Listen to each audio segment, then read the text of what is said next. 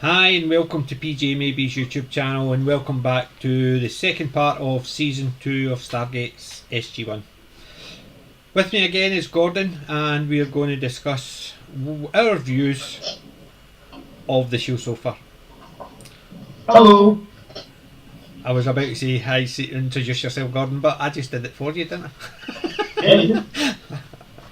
But So I've been speaking for myself the last 5 years. that's okay, I've been married. Yeah, bit of chat, a bit of conflab on Stargate. I suppose we can't really start on episode 13. I was thinking we can't start on 13, we've got to start on 9, don't we? 8 or 9, we finished on Family last time, which was the one about Ryak. Yeah. So if Teal'c, we start on episode 9, and that was Secrets. That was the one with the introduction of Sam's father. Oh, that's right, yeah, I really like this episode, because obviously you really get an introduction to the Tok'ra at this point. And, no, this is the introduction prior. This is introducing him before they introduced the Tok'ra, but this is the one where you get Mayborn back. Okay. Because I think is it what do you call him? Sharee turns back up and she's pregnant. That's right, yeah. And so you've got Apophis in it again, you've got Kasuf back, which is Daniel's father, and Sharee's turned up because she's pregnant with Apophis' son or baby, and it's all to do with that. But you've also got Sam and Jack who are in Washington, that's right. Getting awards. There's no Mayborn though, I don't think. I think are you thinking about the reporter guy maybe? Because there's no. guy. Mayborn is the one. Maybe I've skipped one. I think I have. I think Mayborn's in the next one. Bane. Yeah, he's in the one. I'm thinking he's. Sorry, I'm getting the two of them mixed up. He's in the next one with the bugs. I think yeah. Yeah, sorry, you're right. On that one. There's the two stories behind this one. There's the one with Daniel Daniel and Teal'c go to Abydos because Sharee's turned back up, and Jack and Sam are in Washington getting an award for deep space telemetry, and her dad's trying to convince her to quit and go and join the space program to be an astronaut in the next few years, so she could be one of the few people who's been off the Earth. Obviously, they play that very. She's already been to space, so there's no need for her to go and be an astronaut. But obviously, that'd be a downgrade for her. Yeah, that's why they call it Secrets. For the simple fact is, she's been further than any other human, and she can't tell. So it's a big secret. He's trying to get her to quit so she could be an astronaut and be in space, be the pinnacle of her career, because she's one of the best, and she's actually been a lot further than it's actually quite a good episode when you think about it, because it's actually tying back to the end of season 1, start of season 2, because the whole reason they're getting that award is for when they save the planet. So it's actually quite nice that they actually tied it in like that, because I feel like some other shows it might have just been, here's a generic award, and they would have missed that opportunity. Whereas here it's like, oh no, actually they're making a throwback to those original episodes. And that was the one where they blew up both the spaceships. Yeah. But yeah, and I do like the idea that they do play back on things. There's a few episodes I've noticed when I've rewatched them, they make a reference to something that happened previously. It could have been this season or last season, and it's not a big thing. It's just a wee throwaway line and stuff like that. But I liked it again. Apophis was back in it. Not a lot in it, but I think Peter Williams is really good, and later on he nails it. A later episode he nails it, and I think that'll be episode 17. Yeah, that'll be the one with where he brings the enemies to him and he's dying. Spoilers. But to me, that actually nailed it, how well he can act. That is just such. He went from being this powerful narcissist to this guy who's desperate to cling to life, and he'll do anything. Then he goes to be the angry one who's brought the death and destruction to the people who destroyed him, and then pleading. Then he was his original host. Then it was him again. Just all the range. And I thought that episode later on, which we'll obviously discuss when we get to it, just goes to show how well he can act. And there's still the fact that I've not seen him in a lot of other stuff. I've seen him in one or two wee bits, but it's not been big parts. And considering the range on that one episode, the range he had, it showed the type of range he had. I'm just looking him up on IMDb. Aye, Peter Williams. To see what he has done, actually, because I'm kind of... Is it Peter Williams? Yes, Peter Williams.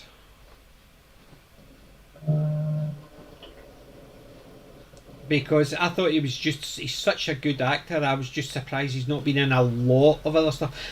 I think he's been in bit parts. I've seen him in and it's been small parts. It's nothing been it's stood out to me.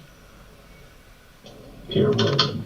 Because he played obviously Apophis in quite a few of Stargate. Yeah. But I'm just curious myself now to see what else he's been in, but he's so well known, I'm actually having difficulty finding him. Is it Peter Williams or Peter Williams? Williams. Peter Williams. See if you even go to Stargate and just click on his name when you see it and it'll pop up that way. I don't know, I think that's him. Yeah, he was in... Okay.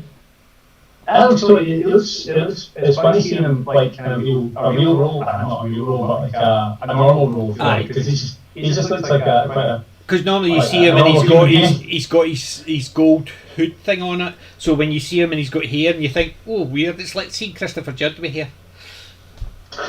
Oh, he was in the Chronicle of Riddick. Aye. Stargate Continuum. Oh well, that's in a Stargate, but Chronicles of Riddick, I loved it anyway because you talked about Carol Urban was in that, and obviously Vin Diesel. I loved the Chronicles of Riddick. I've got all 3 movies. So I have. To be fair to him, he's actually been quite a lot of things. But it's never been a big part, and considering the range he had in that episode, I can't understand why he's never had a big part. Because I've seen him in things, and it's always been small parts.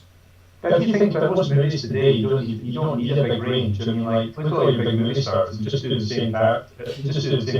You look at Jack Nicholson, he just plays himself, he doesn't play a part, as it were. Whereas you've got somebody who can play all those parts. I suppose it was like the one who played... it's like the one who played Braytac, Tony Amendola. He's a character actor. He's been in loads of stuff, and it's the same idea. He's never been one of the main characters. He's always been a side character, and it's a character actor, I suppose. And it's the same as the one that played Jacob Carter. Jacob Carter, the father. Carmen Angelo Arzino. It's an Italian name. Arenzino or something like that. But same again, he's a well-known character actor. I can't remember seeing him anything that was the star of it, but he was always one of the main background characters, as it were. And it's the same idea, he's a character actor, so the character was coming in and out of the story, doing the stuff. If that Peter Williams was in anything like that, I must admit I would quite enjoy it, because I just think he's got such a range. It's just interesting. I'm looking at the stuff he's been in, and it's quite. I don't know, maybe I'm wrong in this, but it's funny because he's actually in MacGyver, so that's quite funny. I didn't know that. No, it's just funny. He played Mo, 1988 MacGyver. He was in the TV series and episode Mo. Collision Course. But it's interesting because he's not really been in many sci-fi type things. Looking through names, it's all kind of like your sort of generic-y sort of stuff. Whereas there's not many sci-fi stuff where it's quite interesting because usually you find actors who are always in sci-fi stuff. They're in niche. They basically get a niche, as it were. Yeah. Anyway, shall we should talk about the episode because that's what we didn't do last time. Yes. And that's why we were late. I thought, episode overall quite good. I thought it was a bit.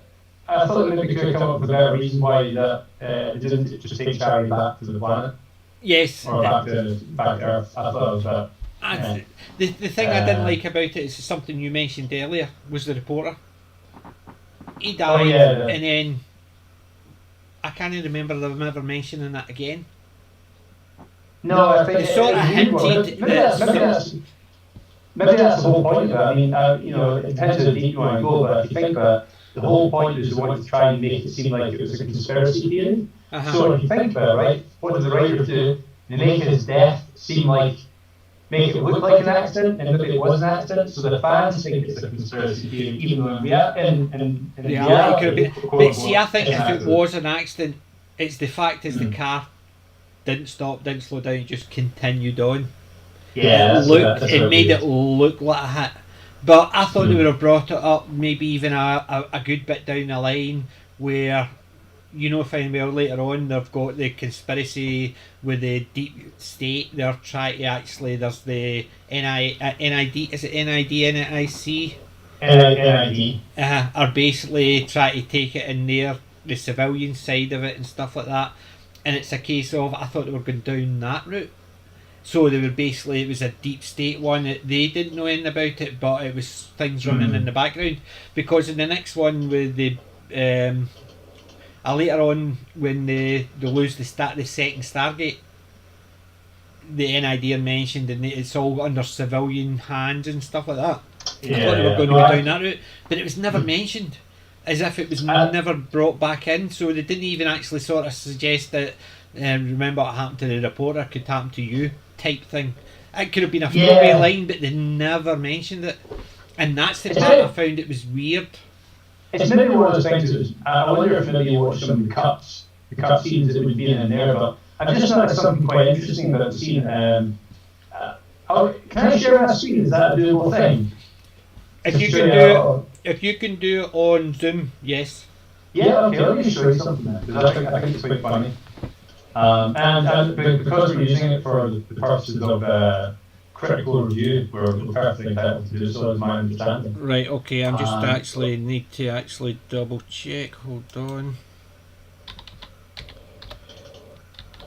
Right. There we go. So can you see that? I can see a bit of it, so it's basically the way it's set up. I've got the self-stop, and you've got the reporter on the screen. So, like, the scene's very interesting from a sort of critical viewpoint, because he got hit by a car, right? And he ended up landing on the street. How did the car drive through this Teal'c thing here on the right? If he got hit by a car where he's landed, right? How come there's a bit? You see the pay slip at the side? They basically, I see exactly what you're talking about. This thing is right in front of us. Yeah, I'm just actually going to fade it in so it's a bit better on the screen. Alright. So, basically, with the two guys, you don't really see the full body because it's obviously the way it's set just now because of the way I've got the screen. But you can see the meter, as you're talking about, is right in front. Yeah. So that's quite funny. So it's like, that's pavement. So that means he must be on the pavement when the car hit him. So like what they're saying is that the car mounted the pavement, drove him over, and drove off. And that was meant to be an accident. Right, there, it's a bit better on the screen now. Oh, sorry, I've gone just...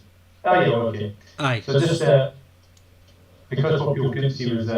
you've got a pay meter here, and he's facing behind it, and the car, in the clip, I think I can even... Yeah, so like he's there. He's downstairs, and then he gets hit by the car, and somehow he's on the pavement behind this. Yes, and then they touch it, so it's almost a case of, is it run right over him and round the back of that, or what? Yes, it was quite a weird one. Must be in the pavement. It must have hit him. Must have been a deliberate hit. Anyway, I will stop sharing my screen. Right, and I'll try and get things back the way they were. Right, this is the bit we mess around with, and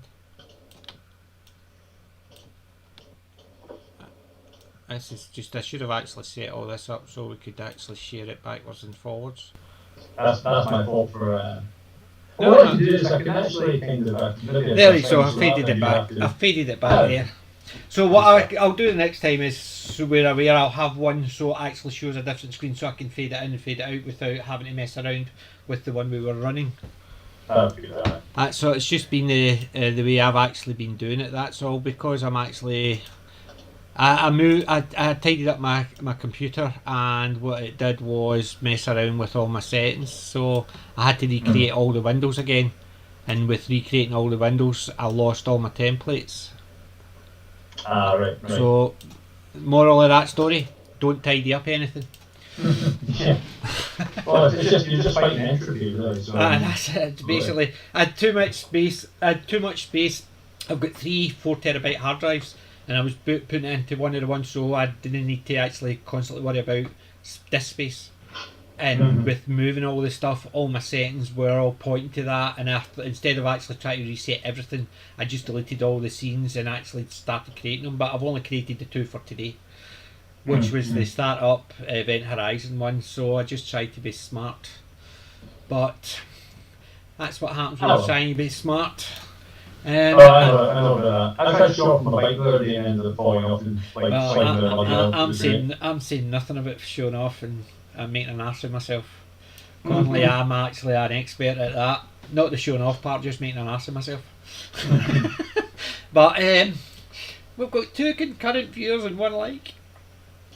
Remember, people, keep liking it. 2 concurrent viewers. I'm not watching it, so somebody else is.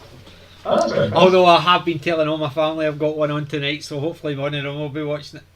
Well, maybe I accidentally clicked on the link you sent them a million times. Maybe they're hitting delete repeatedly and accidentally hit that link and that. Yes. And remember, people, put a comment in if you want to actually make a comment, and we'll answer that.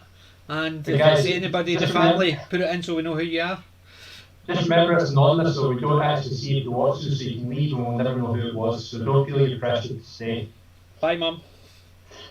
Yeah, bye.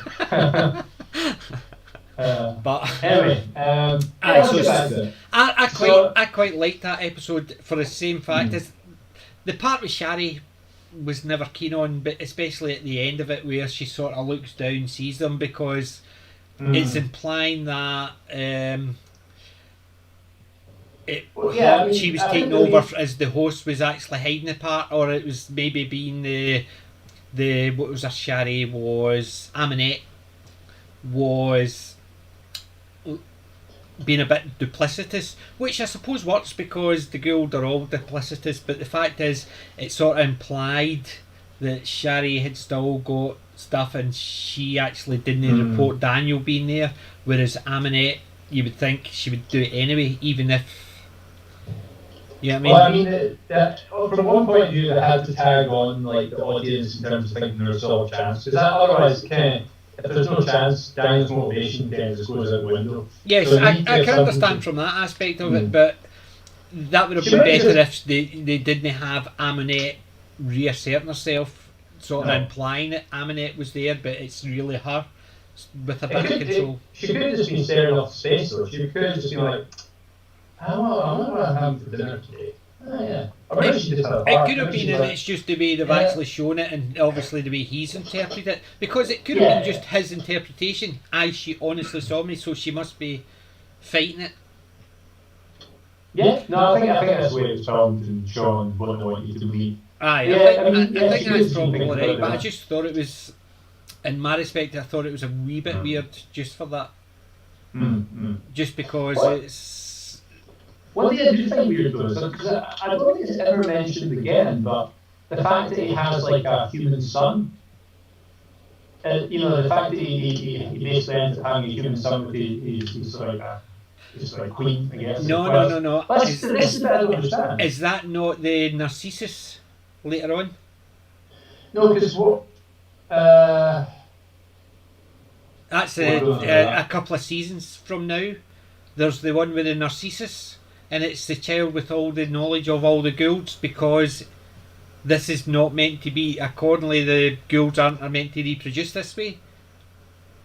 No, because it's not a Gould that reproduces. So like in the episode they talk about the reason for him having a son is that when the body of Apophis dies, like Peter Williams, when he dies, the serpent can then transfer from that body to the son's body. Aye. So basically, he's creating he is creating his next host effectively, which is weird. Like I don't think I ever hear that mentioned again. I mean, maybe it was an interesting idea at the time when he wrote it. But I suppose the fact that he disappeared into the whereas Kasuf is obviously meant to have hidden him. So yeah. that part is missing because they imply that the other. Who was the other Gould? It was the Harrier. Was it Harrier? No, I thought it was Bane. You know what I mean? Bane, the guy comes in during later in the episode. So Bane comes in later in the episode to try and steal his child. So Apophis isn't here yet, right? Halfway through the episode, Bane comes in to try and steal his child. That's why Daniel. No, Bane is the episode with the bug. Is it no, he's in this episode. I've got it on screen now. But is his character name not Harur or something like that? Oh, maybe it is. That's what I mean. The serpent. No, not the serpent. What is it? Serpent. I mean, it's only right at the end, but he basically comes in to try and steal Apophis' child. Yeah, that's what I'm trying to remember the character name because I thought it was because. Is it not the Horus Guard because they've got the different headdress? So that's why I thought it was Herur. But then again, I could be wrong for that. But it's just can't remember. But I'm just trying to think. I can't remember Bane, and I only remember Bane as being the episode for the next one. Oh, maybe you're right. Maybe I'm confusing names. Yeah. So that guy, he basically comes in to steal it, but then they thwart him. Aye, they blame it on him anyway. Because remember, he got the dagger through his hand. Yeah, that's right. Now he's teleporting out again. Or ringed out. Yeah. And that's later on again, this thing because But I thought the Secrets one was a good episode. It left you the breadcrumbs for further down. But I think they also had some breadcrumbs that some bird has come in, nipped him away, and so they lost him.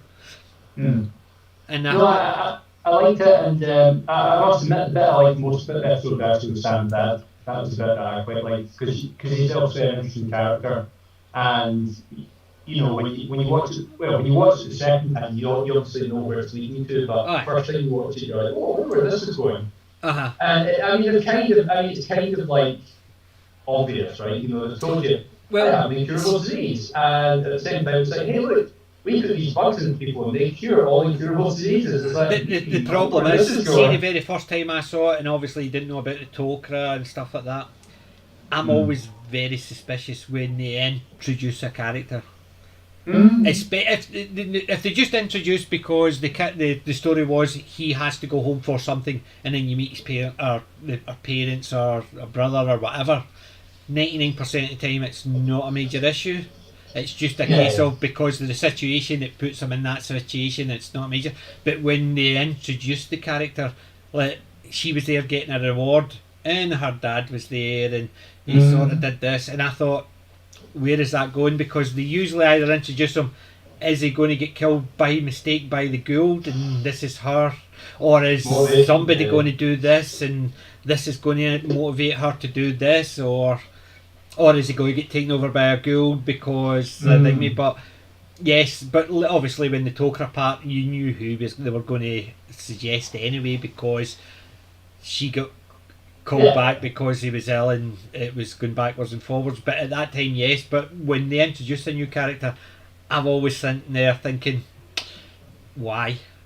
I'm a suspicious so for that. Yeah, of course, yeah. And I think it's because I've watched a lot, especially they used to do it in all the classic stuff. Because I watch a lot of old movies, old TV shows, and that's the type of thing they would do. You would see a character who'd pop in to do something and disappear, never to mention again, never to be talked about. But you knew fine well if somebody popped in, you know something was going to happen with that person, unless it was introduced in a situation. Because you knew the situation was beforehand, so I have to go home because it's in my room, so you know they're going to meet the parents, but they're just going to be side and it more in-depth character study. But if suddenly their dad turned up at their job, why are they bringing him in now? That type of thing. That's always, I was a wee bit suspicious of that, because I know that character's either a main point in something. And that's my suspicious mind. He's not small enough to. Well, yeah, he's just the right level of zealous for actor to expect to have some sort of significant role in it. Aye. Yeah. It's like, I suppose it's the opposite from the reporter. He looked as if he was going to be a big thing, and then they killed him off. Maybe that's what it did. There's maybe another reason for doing that as well. Overall, a good episode. I must admit, I did enjoy it, but then again, anything with Apophis in it, I quite enjoy. And yeah, I mean, and you definitely, I'm not as keen on the Sherry character, never have been. But I do enjoy when Apophis is on screen. I just think he's a great one. But as you said, the Jacob Carter character was introduced, and he was a good character as well. So you didn't say that about her when it was the movie or the first episode. No, the movie. Sorry, not the movie, the first episode. I know what you're talking about, but I did tell you I thought that was. I'm glad to get rid of that. Yeah, no, I'm glad to get rid of it as well. Because I thought that was the studios trying to go for a more adult one, and they were actually trying to get. I just thought it just looked cringeworthy, because it just stood out too much. It was obviously an injected scene to be like, hey, look, tits moved, and it's like, why? What's the point of that? See, there's certain things that works in. Yeah. I mean, like, if you go for your standard sort of, like, if you're going for a movie, even TV shows, it works in. Oh, yeah, TV. Did you ever see Spartacus? The TV show? Yeah. No, that's deliberate. That's like consistent throughout. So yes, because that was establishing how life was treated, the violence, the sex, everything like that. So that was establishing the way the life was treated. So it was nothing. So sex, violence, nudity was nothing. It didn't matter, and that's what it was on for, and that worked in that thing. But something like this. To me, it was like Game of Thrones. Game of Thrones season 1, they were all out because they wanted a market. So as soon as that market they got that market, I'm not doing that again. Sorry. Whereas in Spartacus, they did it throughout because that was the way the show was trying to show you it. Whereas to me, season 1 of Game of Thrones, it was a case of, look boys, come and watch us, and then now we've got you watching it, you're not getting to see it again. And to me, that's 3 levels. One is cynical, one is part of the story, and the other one is, let's see if we can actually get away with it. And I think the Stargate one was, let's see if we can get away with it. Whereas the Game of Thrones was, come on boys, let's see, we want audience. Whereas the Spartacus was, this is part and parcel of the story.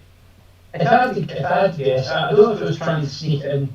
Maybe a better way to say it would be, they were just seeing how the audiences were responding to it. And I'd imagine they probably have, I think they do this for a lot of stuff in America and a lot of American shows, but they'll have an audience watching the show, and they'll usually have like these wee dialogues. Aye.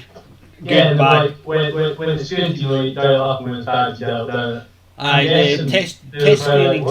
Test screenings. Test screenings, yeah. I guess people just didn't respond to it that well. Or maybe not that. Well, accordingly, the reason they put it in it is because the studio wanted it for a more adult audience. And the directors and the producers and the thing said no, they want it to be a general audience. They want it to be open to everybody. The producers, the studios got their way, but realised the producers and the directors kept fighting it, and eventually they realised that they were right, and the studio allowed them to go back and refilm those for syndication, so they could take that out of the syndicate show. So there was none of that in it, and I thought that shows the principles of they wanted it to be a family show. Yeah. But no, fair enough. Yeah. Okay. Right. Next episode. Next episode I thought was one of the weakest ones, I must admit. Yeah. That was wasn't Bane. super. That was the bug. Ugh. So let's just give a run through. So like, go to this planet and it's completely deserted. It looks relatively advanced. It's probably somewhere in Canada, so hence why it looks relatively advanced in America. And quite quickly, Teal'c's attacked by a bug, and they come back. He starts to become overgrown with the bug stuff. He's dying effectively. So And then we introduced the wee kid for no reason apart from what? Yeah, I didn't like that bit either. And anyway, so they transfer him off to the NID facility. For some reason, they use like what looks like it looks like a milk float or like a mail van or something. Actually, that's what it is. It's a UPS mail van. Exactly. That's exactly what it is, but it's painted white. And I'm guessing that's for budget, obviously budget reasons and things like that. But I don't know. I mean, like you've got all these military jeeps kicking about. Why don't you do military jeeps? Exactly. So. But I think they gave that as the fact is it was meant to be a enclosed space. So it's basically like if it was a Jeep, it could have jumped out. Whereas that's got the doors that's shut in the back, and they can't get through to the driver type thing. Well, it's funny because Teal'c manages to punch through solid metal fencing. Like maybe that's bug strength given them. Maybe he's turning Spider-Man. Who knows? Aye, but that was a thought that was in me. But this is the one where Mayborn's in it. But Mayborn, I thought, was weaker than this one because normally him and Jack have got a to and fro, and I thought this was quite a weak one for him. It was almost like, I don't understand. We're going to do this, we're going to do that. It tried to show the nastier side of it, and I thought it was a wee bit more weak for that. It didn't have the same play between the two characters. I suppose this was them just developing it how they wanted to play the character for later on, and they were trying the previous one. The two of them were a bit snidey towards each other because I suppose they were equals. And this one, he was the one in charge, the one that was calling the shots, and it was I'm more snide now. I've got the power type thing. I suppose they were going down that route. But I thought Tom Macbeth is good in Mayborn, but I think he's better later on when he's out of the NID and the CIA, and he's just a private contractor. I can't wait for those ones. Those are great. Those ones. No, I'm looking forward to those as well. Like when we get on to episode 16, 17. Maybe episode 14. Is it 14 with the? Yeah, episode 14 is when that whole story arc starts. When you get introduced to the NI. Touchstone. That's the one with the stealing the weather device. Yeah, but that's when you discover that there's this like alternative black ops civilian sort of service that's working. Basically, it's SGC, but without any of the tie-up of like being nice to other people. It's just like steal technology at any cost. Basically, expand at any cost. Yeah. But just back to this episode. No, I agree with you. I don't think there's much to say on it. It's a weaker episode. I'm never really. Maybe it's just me, but I'm never really a fan of children in shows. Maybe that's just I think it really depends on how they're portrayed. But if they're trying to portray it as the sweet wee kiddie, look, it's how hard it is and stuff like that, and no. Whereas later on you've got a kid actor in it and he doesn't play it as a kid, he plays it as a kid who doesn't know anything about kids because he was grown. And I thought him as a child actor worked because he just looked alien, because he obviously was trying to actually act as if he didn't know anything about kids. And it sort of worked because of that, because he was more distant.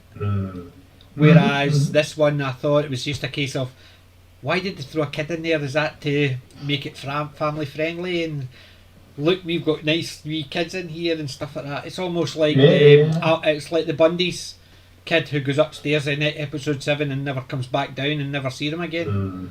You know what I mean? Yeah, no, yeah, and something that confused me about the episode, right, is what I don't understand is I don't really understand why Teal'c runs away. Like, I get that he goes, maybe he seems to be in a lot of pain, and then he runs, but then he's no longer in pain. So I I don't understand what I don't get why. Like maybe his motivation is right. I don't want to be experimented on. Mm-hmm. But given what we know about Teal'c, surely, and given what he said in the episode, right? I think he even says in the episode, like, don't let them, don't let it happen, or like, kill me before I basically convert. Yeah, but he runs away, so he hides. He runs away and hides. So like, I don't know why would you go try to get back to the FCC? So Exactly. like, surely the one that's going to do it is Jack, right? He's going to say, like, Jack, you've got to finish me off here. Don't let me turn into a bug. So surely you try to get back to Jack. And say he runs like literally into the middle of the city. Yeah. Which I found weird, considering they actually, for some reason, in the middle of deserted wood-filled or in a forest. The road looked as if it was going through the forest. It's not as if they crashed in the middle of the city, but he's suddenly in the middle of the city again. After that, that's another good point. He's managed to run like 50 miles to the metropolitan area near Cheyenne Mountain and make his way in. It's just I don't know. I thought it was a bit, as you said, a bit weaker, and I think it was just a case of it was more of a filler episode because they didn't need to do a lot of special effects and stuff like that. Yes, they had to spray him with the webby stuff, or else you had the bug, but they didn't have a lot more special effects, and I suppose it could have been a filler episode. Because they had it in a city, so they didn't need to build scenery here, and they didn't need to do alien sceneries and stuff like that. I suppose it could have been just a filler episode, but I thought it was quite a weak one. I didn't really like it, I must admit. No, I agree with you on that. It was mediocre, not the worst, but definitely not that good. Definitely. Alright, moving on. Moving on was the big Teal'c double episode. Yes, so this is episodes 11 and 12, isn't it? Really liked them, really thought they were good episodes, both of them actually. Obviously, because, Carter's dad, Jacob, becomes like Teal'c, which is kind of really cool. Then it introduces the two. One you see throughout it was Martouf. Yeah. He's been in it, he becomes a more regular character. But the other one, Garshaw of Belot or something like that. The woman, the leader. You don't really see her after this episode. You don't really see her after this episode. You see other ones come in and out, but you don't really see her. I suppose being the leader, I suppose it could be, but you would think if they were you're going to have Jacob Carter going to be the liaison. But you always see him with Martouf, but you never see any of the other ones, except the occasional one that's going to come in to get killed. Yeah, no. So the occasional red shirt is she didn't really play much of a role later on in any of the other episodes. I guess maybe that's just acting constraints and. It could be. It's just a case of they couldn't get the same person back, and they didn't want to recast it as someone else, so. They have got the two characters that they would work because Jacob's the liaison, so I suppose he would be the one going backwards and forwards, especially if she's one of the ones that's highly sought after by the Gould. She wouldn't be wanting to be travelling just in case. The what I quite liked about the episode is like obviously Sam is like meets Martouf, is it? And like she still has the memories from the Gould of I keep on going to say Shalimar, but it's no. The name will come back to me eventually, but basically Carter's former Gould. I don't know Gould, Teal'c, there you go. So she obviously has feelings for him, and then that's where that sort of begins to explore that in this episode, and I think there's obviously. Jolinar, that's it. So obviously that will continue on. And later on in the season. But no, it's nice planting the seeds. Definitely. I thought the first one was a wee bit weaker than the second one, but that was just the introduction episode. Yeah. I thought that was actually it was still okay. So although it was the worst of the two, didn't mean it was a bad episode. It just meant I thought it was. Compared of the two of them, it was the weaker of the two. But I thought the two together were two of the best episodes in this season. I thought, I totally agree with that. The two of them, I think, were two of their episodes in the season. And one thing I thought was a bit weird, maybe it's a bit of a MacGuffin sort of thing, but you find the spy has like the orb, so that's how Jack sees it. It's like, right, so let me get this right. You're the super secret spy. Yes. You managed to infiltrate these like highly, these totally top secret Tok'ra. So what you're going to do is you're going to stand next to an open doorway, pick up a big shiny box and pick up a big shiny metal ball and just look at it for a while. Let you check your back to see if anyone's looking at you or not. I mean, like, really?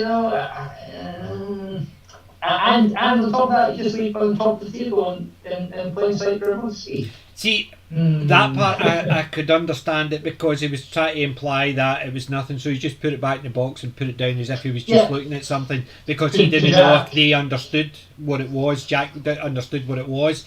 But yes, the fact that he went in and he was doing, I'm sitting there thinking, so he basically went straight there, picked up and was going to communicate without actually checking there was anybody around. That's the point, like Jack doesn't know what it is, but what about the 20 other folk that he's like? Yeah, that's what I'm saying. So I could know what it was as soon as Jack's like, hey, are you guys going to have like a long telecommunication thing? And instantly everyone's like, oh my god, he's the traitor. So it's like, if that's the kind of reaction, just even an implication of it we have, surely anyone seeing that would be like, sure, surely. Yeah, but that's what I'm saying. I could understand the aspect of it where he just puts it back in the box and puts it down because Jack's seen him. Because he doesn't want to imply that this was something secret or whatever. So it could have been a bit of chill and he just puts it back down. It's nothing, because look, I've just left it lying. He plays off really cool, like that's just... But the fact that he walked in, he's picked it up and he's no checked around to see if anybody was around, I thought was weird. I thought it was a bit weak. He could have just a slight... I don't know, he could have just done something. I suppose they have to make it easy and obvious, and it has to be filmable, and it's difficult to convey that. Yeah, he's turning around and saying, well, the Tok'ra don't believe in privacy because we're all dead open, that's why we can walk around and there's no doors and stuff like that. And you're sitting there thinking, doesn't it quite work if you want to be a super secret spy? Because even if somebody's walking along and they hear you talking to somebody, exactly. You walk by and you're not talking to anybody. Who are you talking to? Oh, just myself. I was talking to my Tok'ra in my head, so we did it out loud. It's that type of thing. It just the whole spy aspect of it just seemed a bit crazy. And then the fact that he killed himself because he wasn't who you thought he was. If the Gould had actually transferred. No, the Gould jumped out or transferred or something like that. Yeah, because that's what I think he kills himself because the Gould's jumped out of him. He realises what he's done and he can't live with himself, and that's why he jumps himself. But that's the thing is, unless he was in cahoots with the Gould, but if he was a Gould, the Gould has total control. They just don't always talk with that voice, but the Gould's always got total control of the host. The Gould has switched at that point. So remember the lassie right then? That's what I'm saying. Gould has left him and jumped into the lassie at that point. But that's what I'm saying. Why would the guy feel guilty? Because it wasn't him. It was the Gould that did it. And he said he's known him for a long time. They've known him for a long time. So either he'd been a Gould that whole time, or something had happened and they managed to get the Gould out and transfer, get the Tok'ra out and put a Gould in. I think. Well, so maybe he's been a Gould all along, right? He's just pretended to be a Tok'ra, right? But I think they've established in the previous episodes that like the hosts do feel guilty for what the actions they carried out in front of them. So, like in the Thor episode, Thor's Hammer, you meet the person who's the previous host, and like she talks about the fact that she has like these nightmares of all the things that she did, but she didn't do it, you know.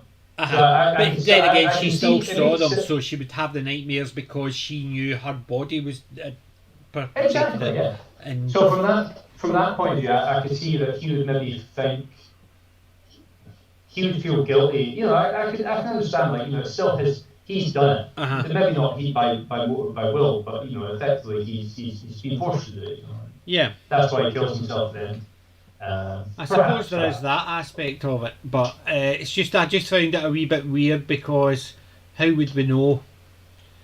How would I they? mean, why not stay alive and tell them everything that, share them the information? Because he would be a repository of information. What would be cooler, actually, is if somehow the ghoul had killed him and then jumped to the black woman. Or even better, the woman kills him or something like that after he's transferred across. Or actually, yeah, See, that would have actually been a wee bit diggy, because if he wasn't a ghoul all the time and he was Toker and somehow the ghoul got the symbiote out and put a ghoul in there, then he would know that. Did that. No, I that's think he would have been pretending to be a Toker. So I could assume he's only been, as you said, pretending, but it just seemed a wee bit weird because something that doesn't make sense. So I've just realised is that right, I'm the ghoul pretending to be a Toker, right? So I'm a ghoul. Somebody jumps out of me into someone else, right? Now I'm so crushingly distraught with guilt that over the actions that I've had to take. Yet I know that the ghoul's left me and to go to someone else. Rather than go and tell everyone my decision is to go and throw myself into the cave as it's classic. Like, wouldn't you think, I want to help, so maybe I should go and tell people the ghoul's jumped out of my neck and somebody else, rather than just go and jump into the cave as it's collapsing. Yeah, that's the part I thought was a wee bit weird in that respect. Just for the simple fact is, it just seemed weird why he would kill himself. Yeah. And apologise. Unless it was like, who knows, like, I mean, I think you can insert something like, maybe a brainwashed, so he's like, he's sorry for what he did, but he felt compulsed, or it wasn't him who did it, it was his body did it, because it was being forced to, as the ghoul does. But I can understand the aspects of that, but it was all still the aspect, it just seemed a wee bit weird. He effectively killed himself because of what somebody else did with his body. And here's the other bit, right? It's like, well, if you're the spy and you want to destroy the Toker, why wait until SG1 are there? Like, he's obviously been there for a while, right? So what was the point? Because it seems like the whole purpose of him telling them at that moment in time was to make it seem like that the SG1 had betrayed them. Yeah, that was the whole point of it. That's what's kind of implied in the Wait until they'd left, then do it, and then it looks like once they've left, they've told. But what does that achieve? Like, if you're calling them up, if you're saying, hey, look, this is for the Toker, come destroy them, your assumption is you're going to wipe them out. Yep. So what does it matter if they think the SG1 betrayed them or not? Or maybe it's just a coincidence. And also, why did she stop down the corridor when she saw SG1 with the same thing? Yeah. And he saw it again. So the ghoul would have known that he's seen it, but her walking down with the same thing. Why not put it in a different box? Why not put it in your pocket? Good point. Yeah, good point. So she walks down with the exact same box. Right, fair enough. She's got her iPad station with the iPad in it. So yes, she might have to take the iPad station, but why not put that in a box somewhere if it needs to be in that wee unit?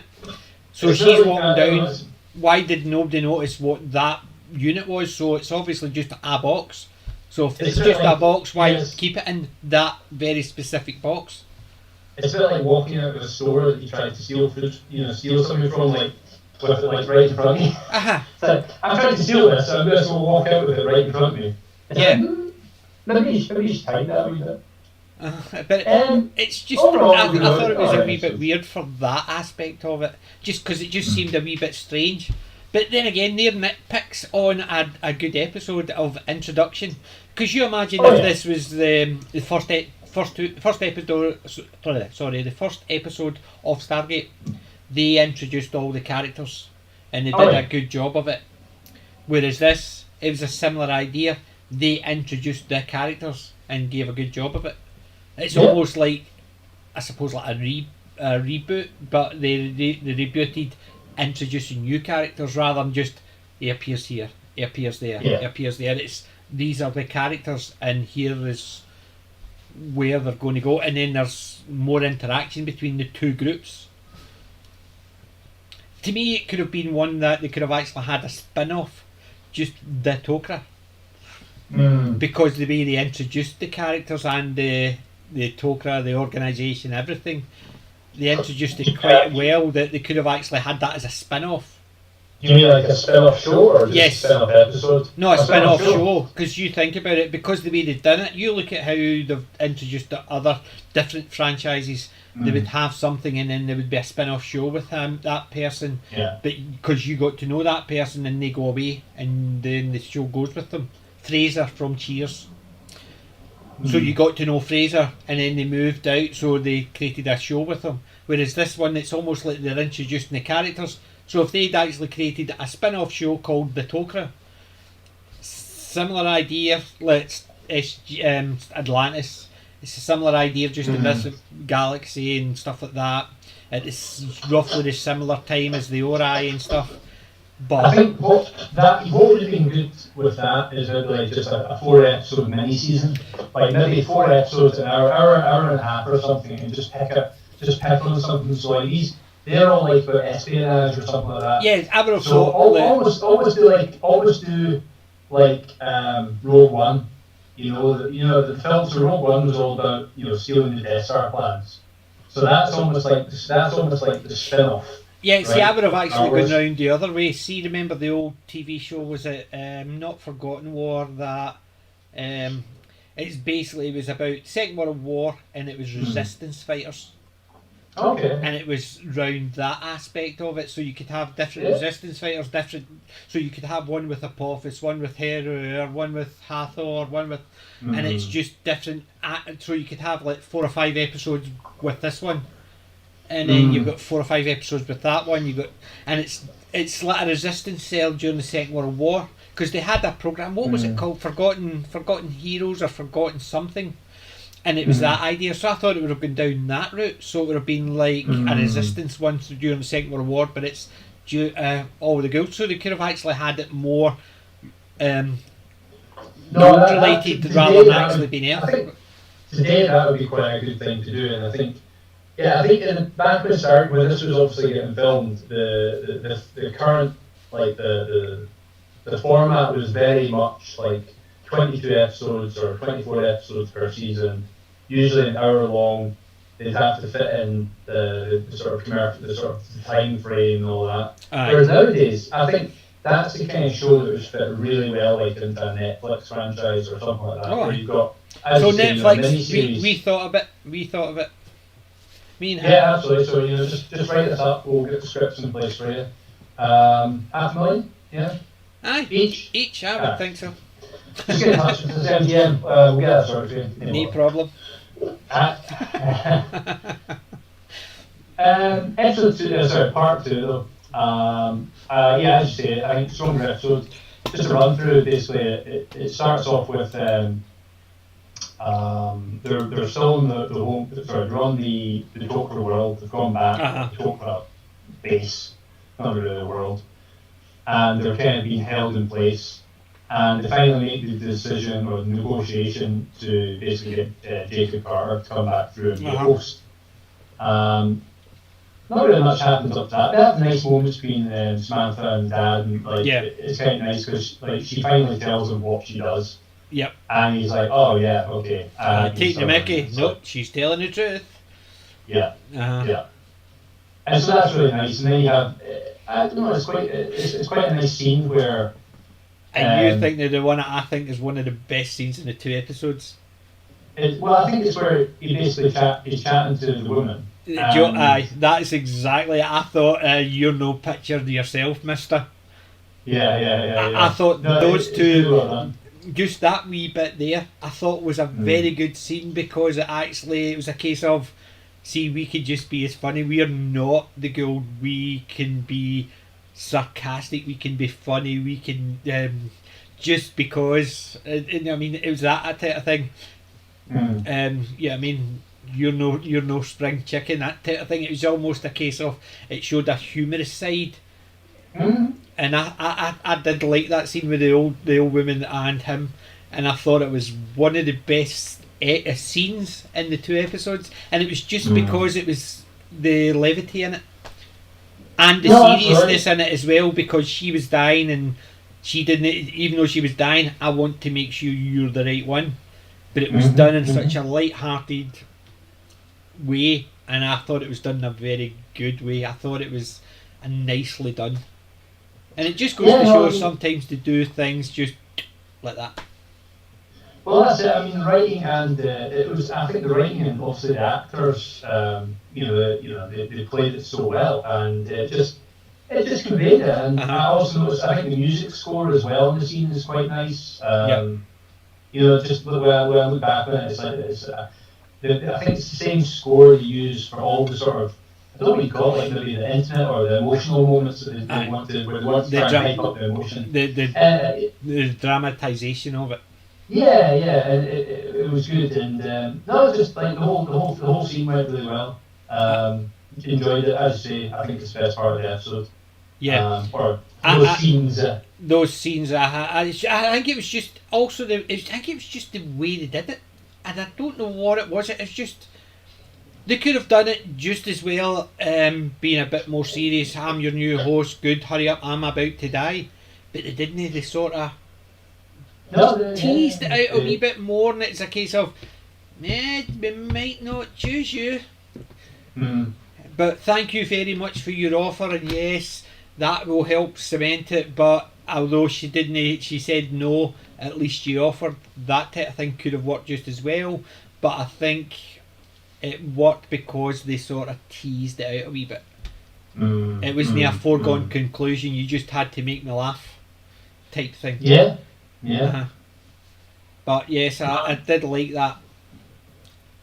Yeah, I mean, I think if it could, as you said, maybe don't have teased out is the right way, but it could have just been like, here you go, home, alien style, and that's it, 5-minute scene, and the rest could have been like fight scenes with the ghouls for the rest of the. No, they actually did it quite well. I thought they did that quite well, and I thought it was basically very well done. And I think that shows you the range of the writing talent as well, because they can actually, they don't think, right, we'll do this, then we'll have the big bang, and we'll fight here, and we'll escape here. It was a case of, we'll level it out. Big screens hitting in the background, the bombing and all that, but these two still have to have that moment. And it just goes to show the type of writing style, and it's a very well done writing style. Which definitely I liked that one. No, it's good. It was really good. And I think I must admit I did like the Tok'ra when they were introduced. I don't think I actually disliked them at any point, but I did like them, the idea of them. Yeah, I mean they're the underdog, right? Yeah. So it's a nice idea. What's nice about it is it does kind of counterpart the whole ghoul thing, because I mean, you've got these really superhero ghouls, and like up to this point, the audience have only assumed that they're this parasitic race, where are only interested in basically themselves, right? Self-serving power. And then suddenly you get this episode and the whole thing. Well, you get the episode with Sam Carter earlier on, where you get sort of the first introduction of them. The introduction of that whole thing on its head. Gives it a bit of a balance, Yeah. So that's quite nice. No, good episode. Really enjoyed it. I mean, a few potholes, but I think that's the thing, right? I enjoy picking at the potholes for the fun of it, but to me, that in some ways they probably make it a bit more endearing, because I don't think you can ever really get a TV show like this where you're. If you've not got a TV show with plot holes, then you're watching real life. that's probably it.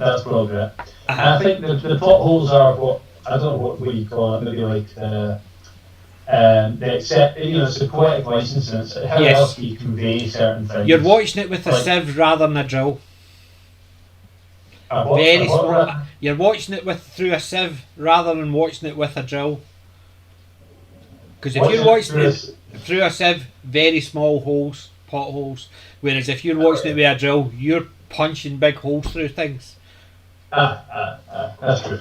And that's the way I look at it. If you're looking at something, you can forgive the poetic license, the minor plot holes, because they have to get from A to B or whatever. But if you suddenly 24, right? I need to get from London to Canada.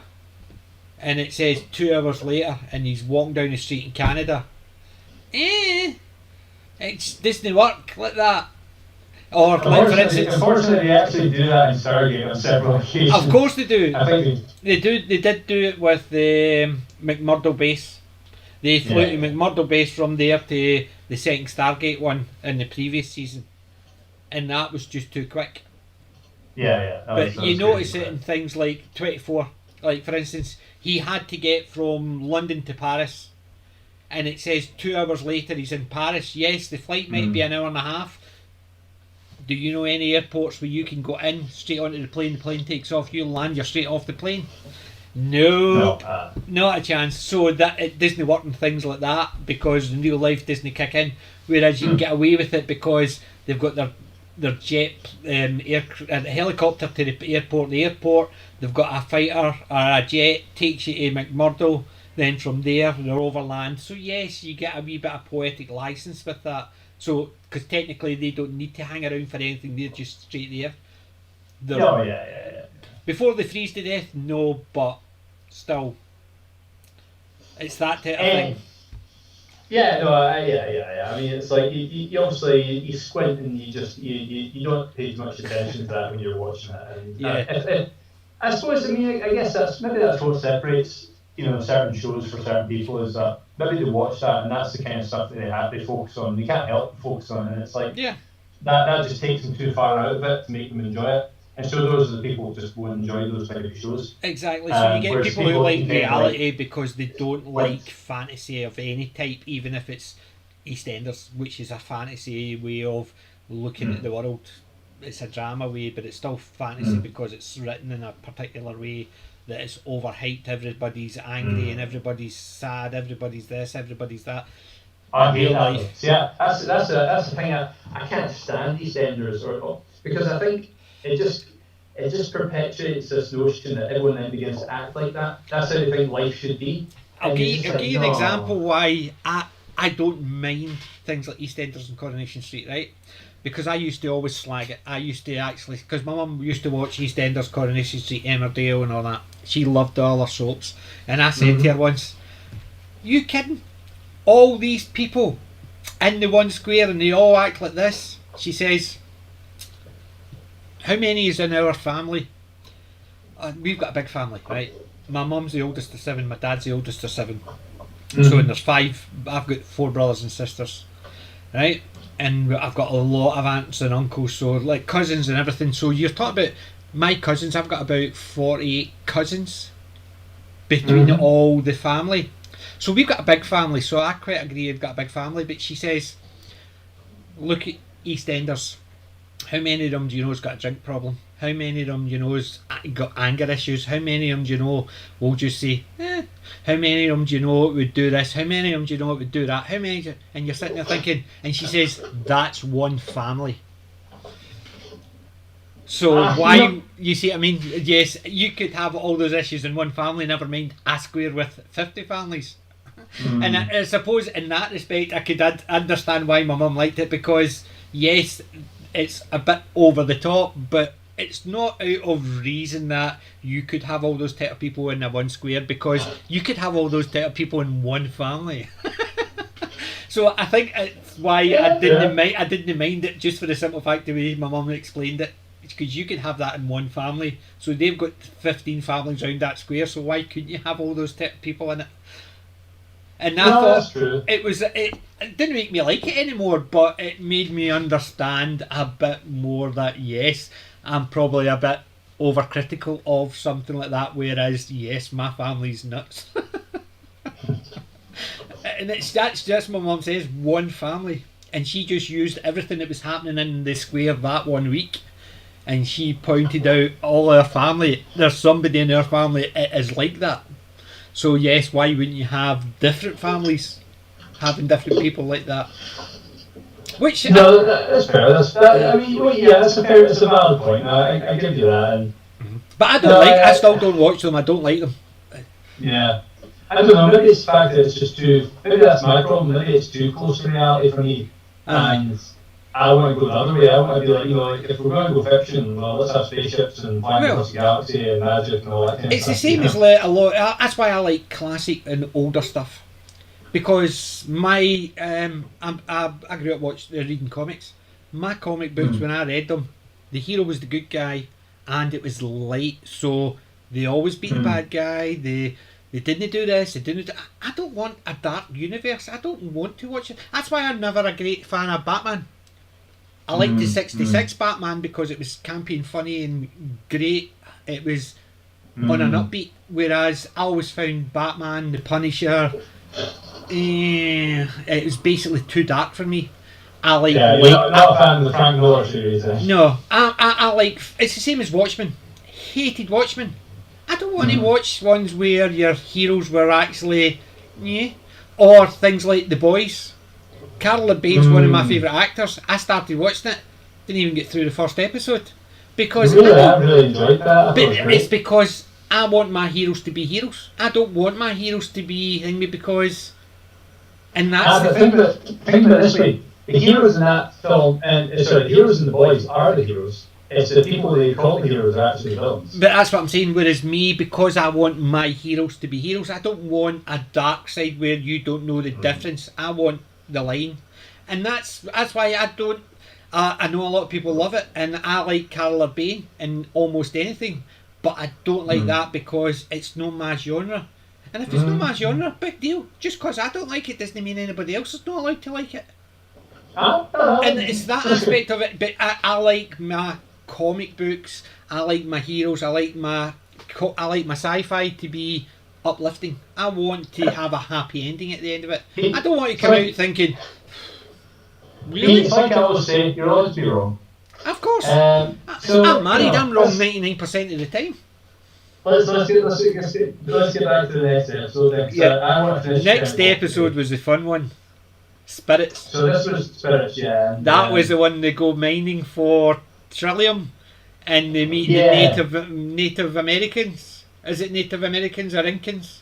It was Incan. Yeah, the Native Americans are it's their descendants. It was their descendants, and the shape. So you had Zales and I just thought of a good question. There's a question of weren't Egyptians like hundreds of years before Native Americans? Yes. Not well. They've had the Mongols from the steppes. So they're implying that is all these ones were transplanted hundreds of years ago, right? But the Egyptians were like 2,000 odd years ago, and that's when they buried the gate. But how long have Native Americans been in America, as it were? Yeah. So they're basically, what they're saying is, you've still got Egyptians, they're just not the ancient Egyptians. You've got American, they just because 200 years or 300 years ago, they weren't the same as the ones 1,000 years before that. You still had Native Americans. I think that's the way they're implying it, but it doesn't quite work in the time frames from when the gate was unburied. I mean, I understand why they did it from an episodic point of view. Why would you as a Sith Lord take, like, I'm going to take this group of people from here, I'm going to take this group of people from here, and this group here, and I'm going to have them on this planet, and have this planet. I'm not going to let them mix or anything like that. And then we'll preserve their culture and identity exactly. Who do you think did it? It would have been Ra, wouldn't it? No, that's what the movie is saying, but what did the TV show later tell you who did it?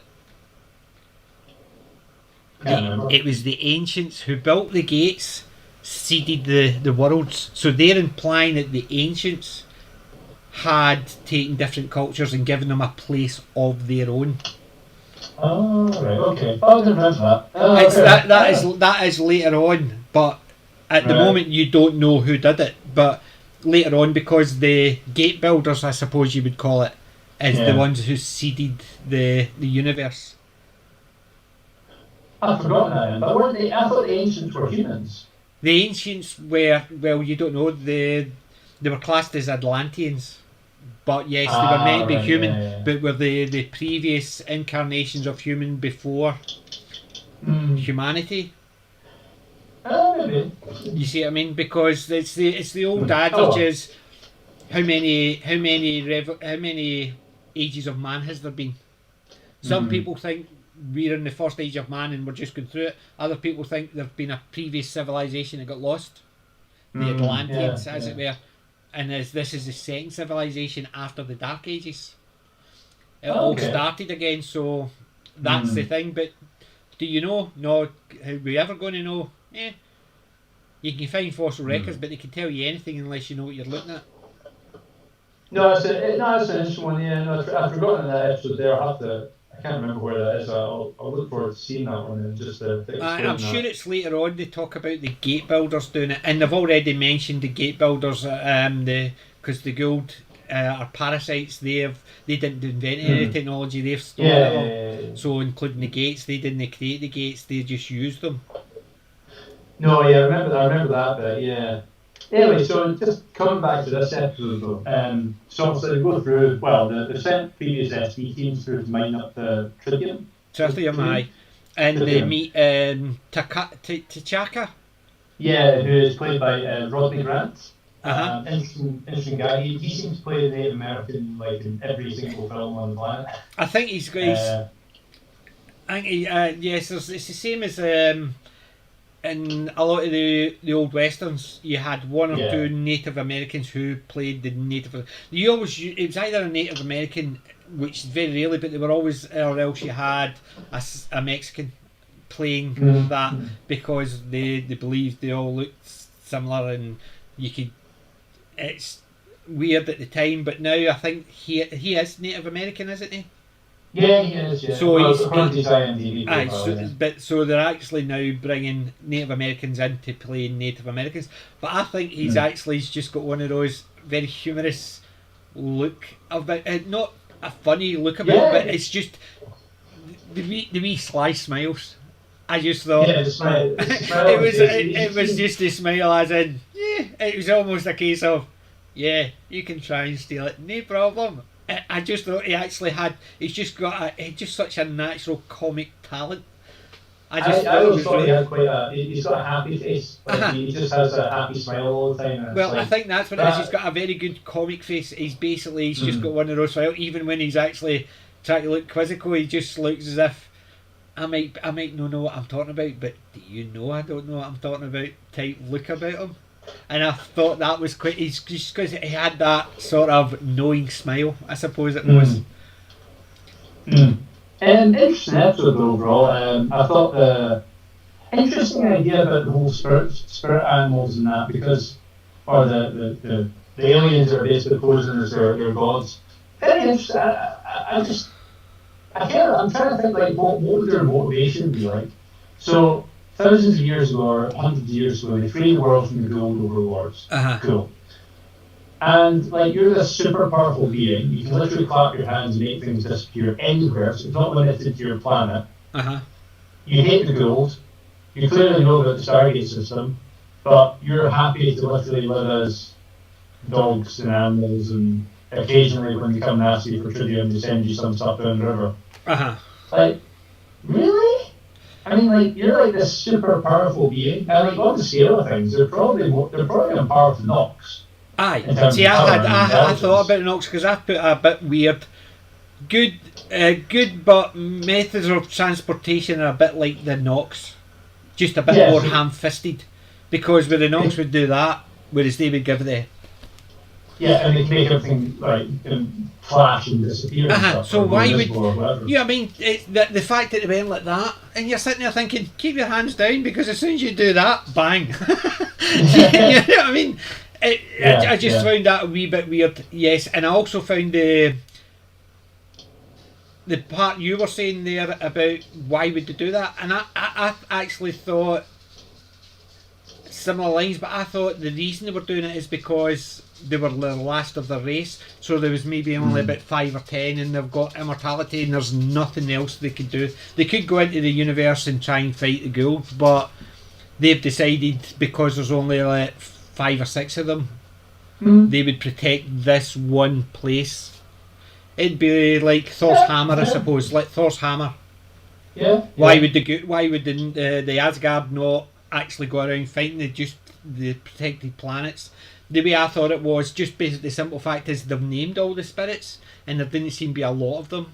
So maybe there was only the 4 or 5 or 6 that were still alive, and there wasn't a civilization as much. So they decided to live in harmony with the ones that were there and protect them, because their civilization got nearly wiped out. So they decided to use their technology to save them. That's the thing though, it's like, what is it that's wiped them out? Because like they're super powerful. Obviously it wasn't the gold, right? Because they've actually been cleared the gold off of that planet. Yeah.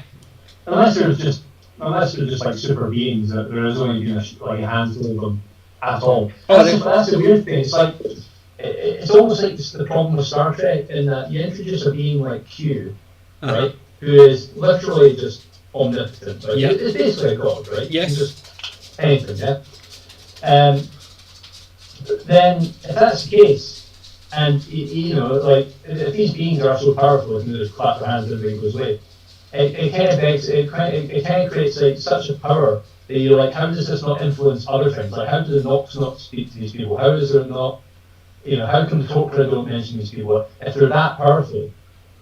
I suppose if they're just limited to that planet, but how can you be that powerful and then just limited to that one planet? It seems weird. Yeah. I suppose I just looked at the fact is maybe they were a dying race, but they somehow managed it, and the rest of them have just. Do you remember the old Star Trek one? The one about they found the gods from ancient Earth, the Greek gods. And Is this a film? No, it was the original Star Trek's TV series. So they go down, they meet the gods. And it's Apollo, and he's basically saying they were a super powerful race.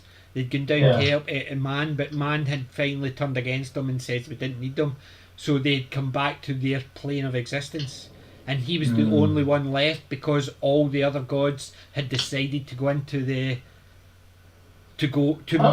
move on, I suppose, ascend or move on to try and find meaning or whatever. So he held out waiting for them coming back. I suppose I looked at it the way that they remained there to help them because the rest of the race has either died out or has ascended or gone on into the dark, as in going between the galaxies to find something else or find someone else. I'd looked at it as because there was only about 6 of them you saw. I thought that was the last of them. So they had decided to use their technology to protect this growing race of good people, rather than going out and fighting.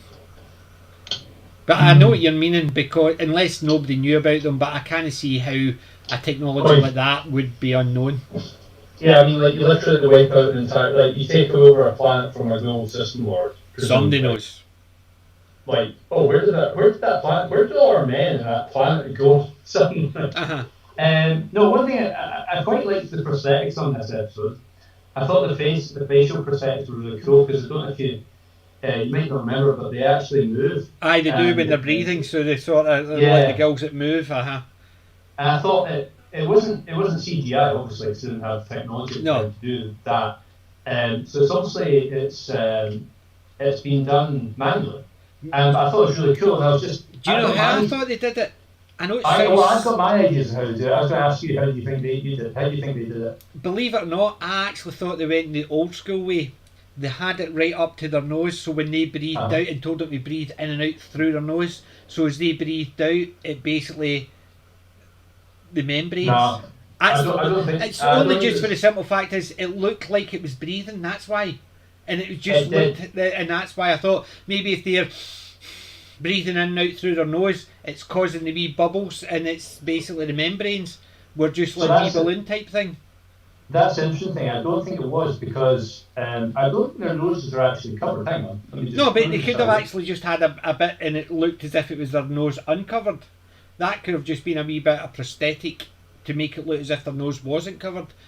That's very true. But I just thought it's just a wee thing. When I saw them, it looked as if they were breathing. So I wondered if they actually had something covering their nose. So when they breathed in and out, it actually just set up a wee valve system. See what I thought the movie did, because so that's me looking. All right, so it actually covers their nose. It basically covers it like that. Uh-huh.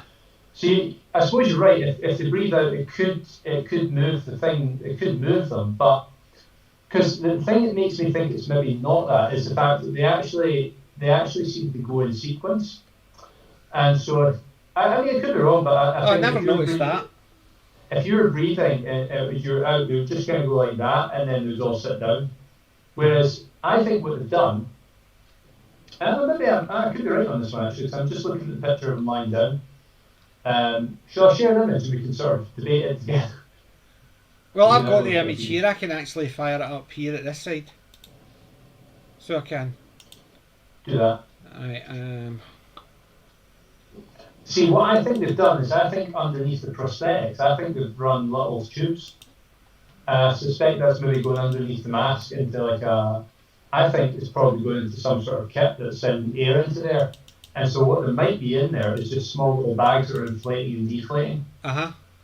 And it could even just be like literally a bag to a pipe to just like a wee solenoid that's just pushing back and forward. And all it's doing is, as it's squeezing the air, it's just causing it to go up and then back down, up and back down. Hey, hold on. I've actually just fired that up. I've just made a mistake there. Right. Okay. We need to critically review that line noise so we don't get copyright strike. That line noise is an excellent noise. Oh, definitely. I thought the way they actually did that, it was very, very well. Do you know how the line noise was made? Believe it or not, it was something. They did. I think they did not actually put 2 or 3 different roars together, like a bear and a lion and stuff like that. Oh right, yeah, they mixed together multiple animals. To give it the more primal roar, as it were. So hold on, I'm just actually going to add, so I can actually just view the display. It'd be so much easier just for me to share my to share it. Right, hold on. Share the screen. I know, but that means I need to fiddle about with my camera again. Remember, I had to mess around with that the last time and I had to put it all back. So I'm getting it in such a way. So I'm trying not to actually... yeah. Because you cropped my zoom, haven't you? That's right. Yes, I had. It's just because of that. So I can capture the window. So let's have a look. And I could do it. If you've got the episode, go to minute 33 and 31 seconds. Because that's what I'm looking at. That's quite a good scene of it. Yeah, that's quite a good picture of it. Right. 33 and 31 seconds. 33. Oh, what episode am I? Oh, I'm in Touchstone. Hold on. Too far ahead. I am too far ahead. Good episode, Touchstone. Aye, it's Spirits. It's obviously that one. I'm looking at the YouTube stream. I don't see the picture up yet. It's not. It still is. So what did you say? 23. 33 and 31 seconds. I think it should be a picture of a guy and he should be lying in the bed. Well, that's when, yeah. There's that again. 33, I'm just actually getting to that. Hold on. Or, as we established last week, giving them some cognitive behavioural therapy. Uh-huh. I know, that's still weird. I found that really weird. Right, there it's there. Okay, so... You've not lined up on your screen yet, just so you know. Is that not there now? No. Well, I mean, you might be a few seconds behind. But, right, so... Oh, we've got 3 people watching. Who's the third person? Who's the other 2? So it went on a black screen. I don't know why it went to the black screen there, because I've got that up. Hold on. I should have just shared it. It's so much easier. Well... Just reset it and I'll share it. Alright, hold on. I'll actually...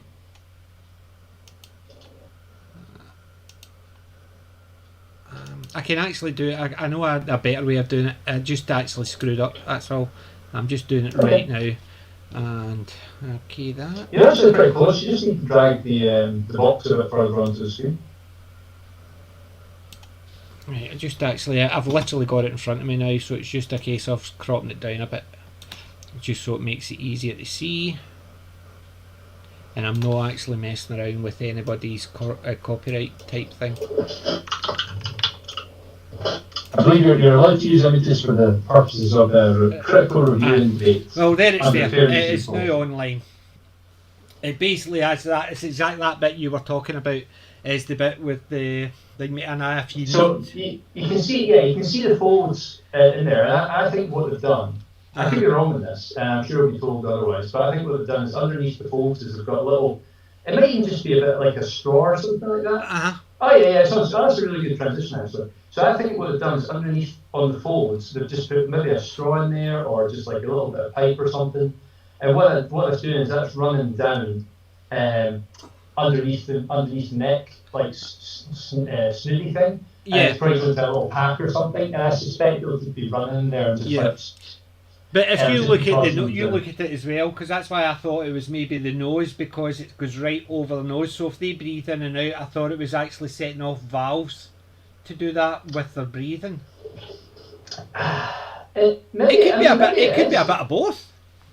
I suppose it could. It could have a wee servo mechanism which actually puts them all in rotation, and their breathing actually gives because the wee gull things underneath. Because I think there was one with one of the ladies. I'll fade that back across while I get actually. The reason I think that's maybe not the case is because I'm thinking when you see the lady alien with her chatting, she's talking and the gills are moving at the same time. I suppose there is that. So I don't think it would be possible for her to both talk and. Hang on, if you just leave it on. Oh, never mind. I was going to say if you just move to minute. There's the bit he's talking 29:30 odds, right? I'm just going to double check. I was going to say if you go to minute 40 and 41 seconds, you actually see the. This is about when the guy he gets zatted, the one you were looking at the last time. As he changes, it's just about to change. He's about to flick him over, but I'll put it on the screen once he's changed. There he's there. So if I fade that in, and once you can actually see it, what I'll do is I'll press the play so you can see the breathing movement of it. Do you know what I mean? There's a really good scene of it at minute 30. If you go 39:44 as well. I'll do that after I see that one. So you'll see it coming on the screen in a wee second. There he's there. Do you see it? Yeah. Right. So if you see the breathing. It's not playing for me yet. Oh yeah, because the stream will be a few seconds behind. And that was the part I was talking about. You'll see it actually, the breathing part of it there. It's there. Oh yeah. You see the breathing part? See it? As you said, it's top and the bottom. That it's almost. It's going out. It's out of sequence. So I don't think that can be. I don't think that can be done with him just breathing, because, like, I think that must be getting controlled off scene or something like that. Because I don't see how you could breathe. I mean, don't get me wrong. Like, if you had enough time and money, you could easily set up a valve assembly that means that when you breathe out, it fills up one chamber, then fills up the next chamber, and. But that would be very expensive and very difficult to achieve all on a prosthetic face like that. See, I thought that was basically maybe a valve, because when she's speaking, basically, as you see, I see what you mean about the fact that when she's speaking, they sort of. You can say it's a valve, but then at the same time, where are you going to place that valve? You know what I mean? Like, and the valve will have to take up space underneath the prosthesis. See, that's what I thought. I thought it was just because it's underneath there, so when they're breathing into it, the wee valve is basically just a wee bladder valve, I suppose. I would almost be tempted to agree with you, except the fact that it goes out of sequence. Like, see, I never noticed the sequence. I think you're right, I must admit.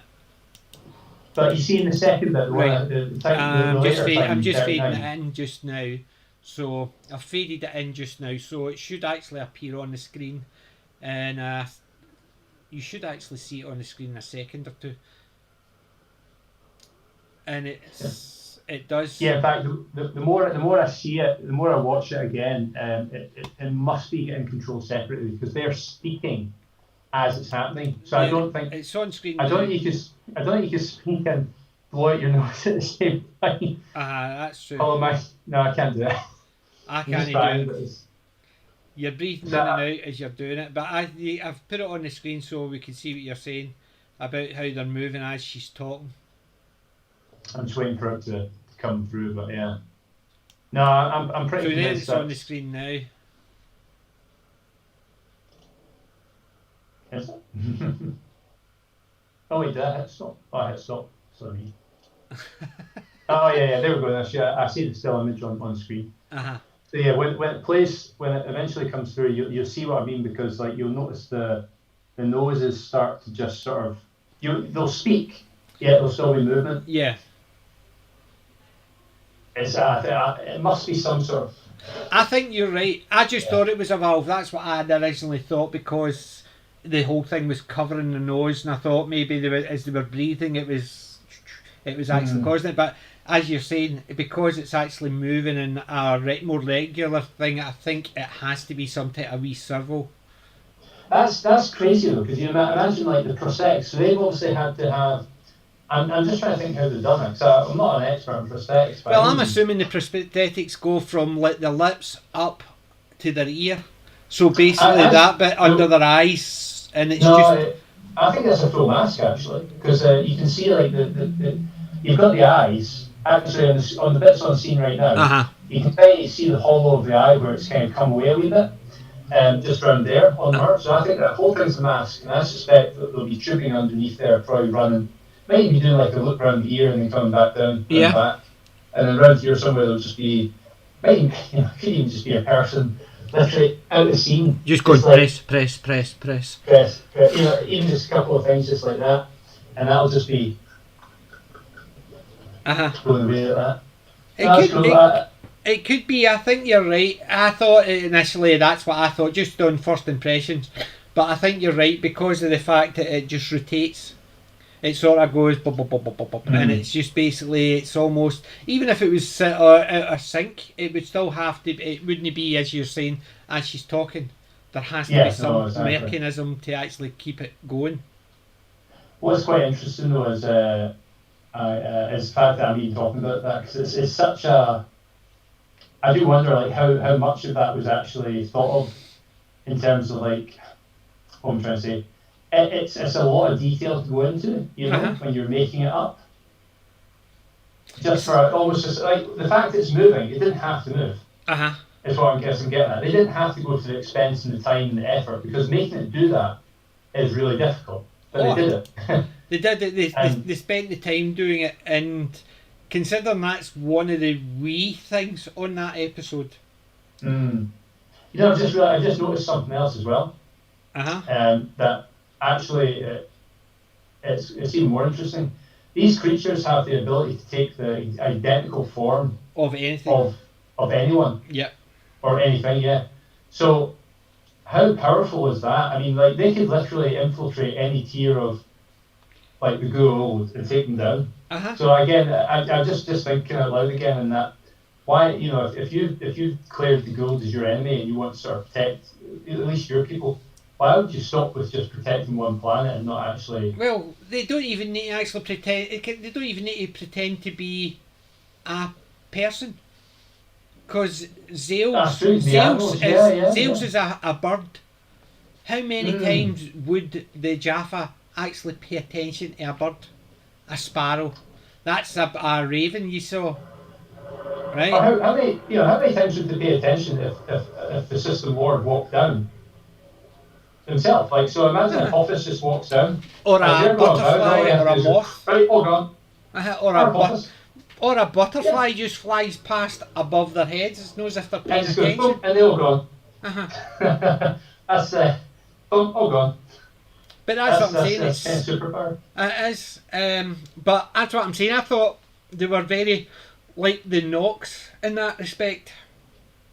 Very much so, because you actually, even when they heal the person, actually, so, which is weird, because they're healing the guy after he's being zatted, but presumably, maybe they have really sensitive physiology, Teal'c. And they do like the hand ritual above him to heal him. So again, very Nox-like. Yeah, I did think that as well. And the fact that they make things invisible. The only thing I had that thing with was it reminded me from Friends. Remember the thing from Friends? It was Friends. It's a Joey Tribbiani swear word, basically. Oh, right, He would do that to, instead of telling somebody to do something, he'd go.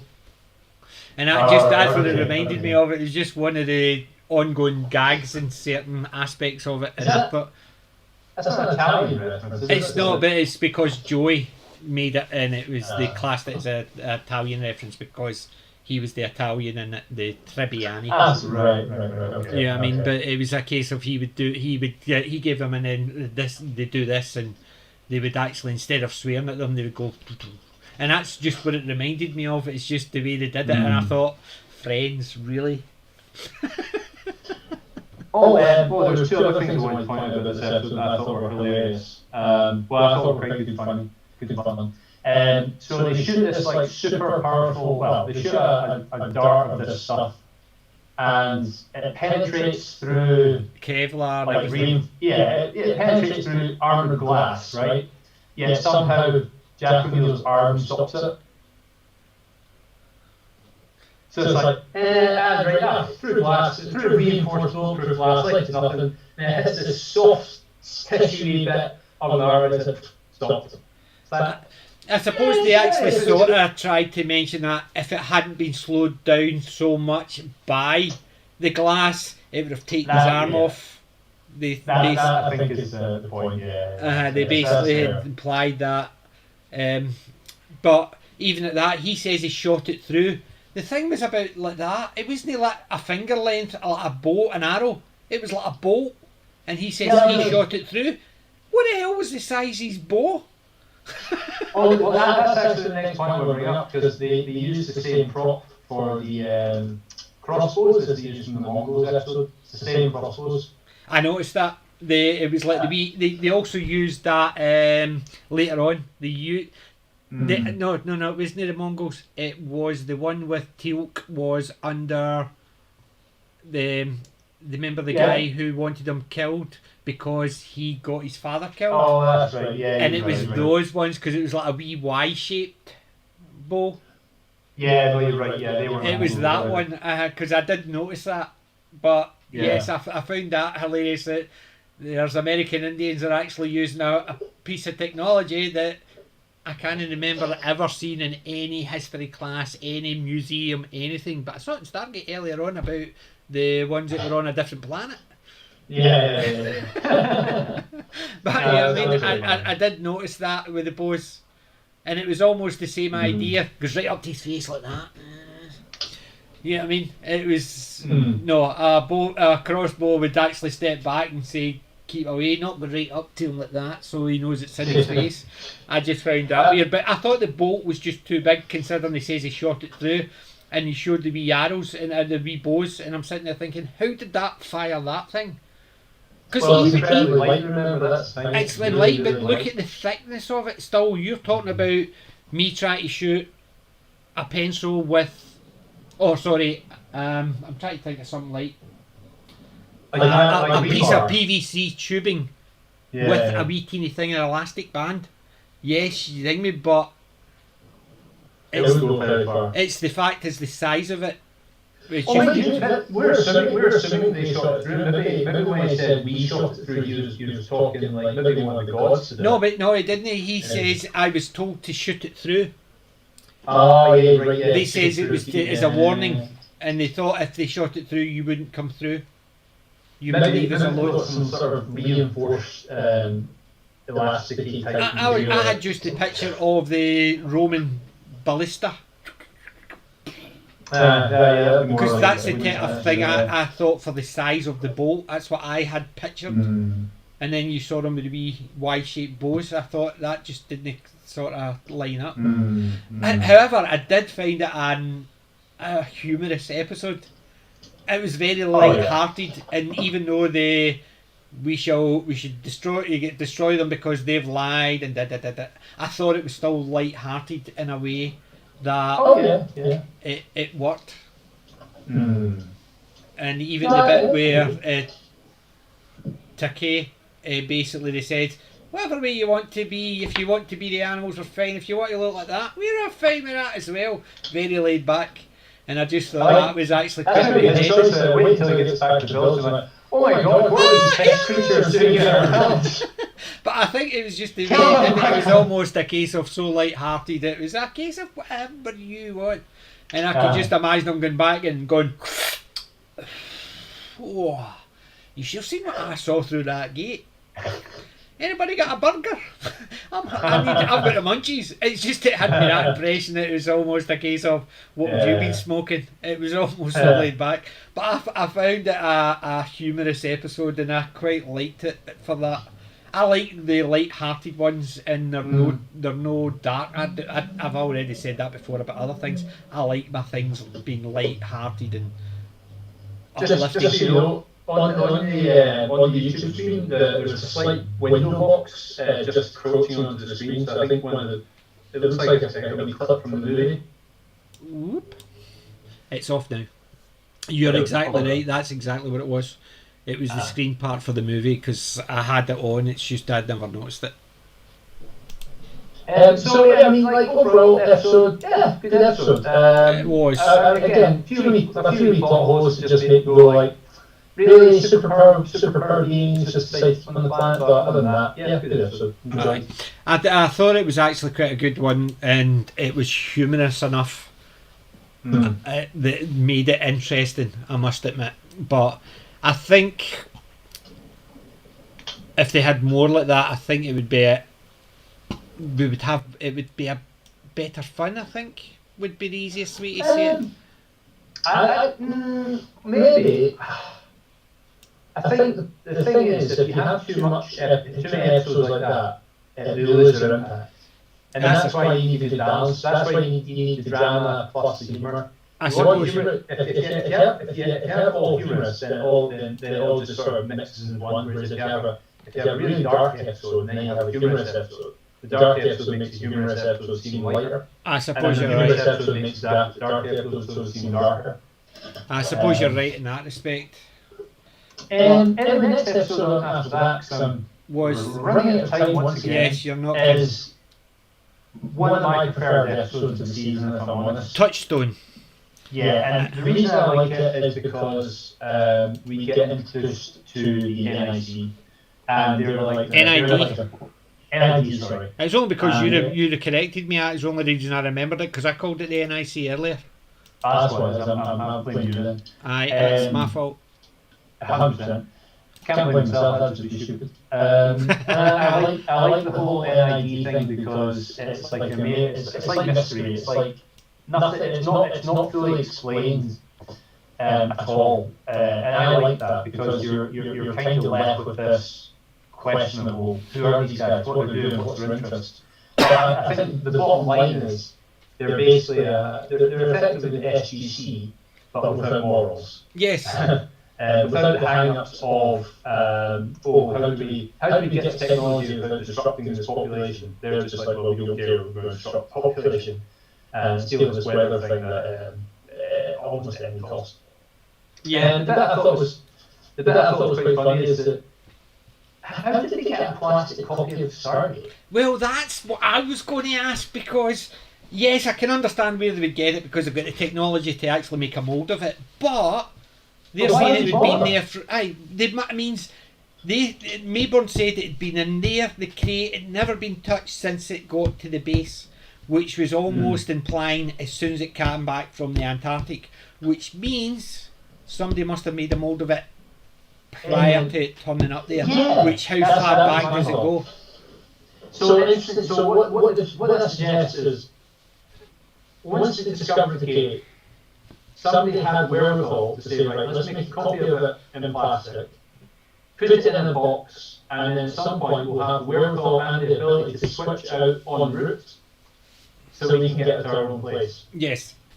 However, I thought initially, when I thought about this one, was, remember the original Stargate had been in a museum since the 1930s.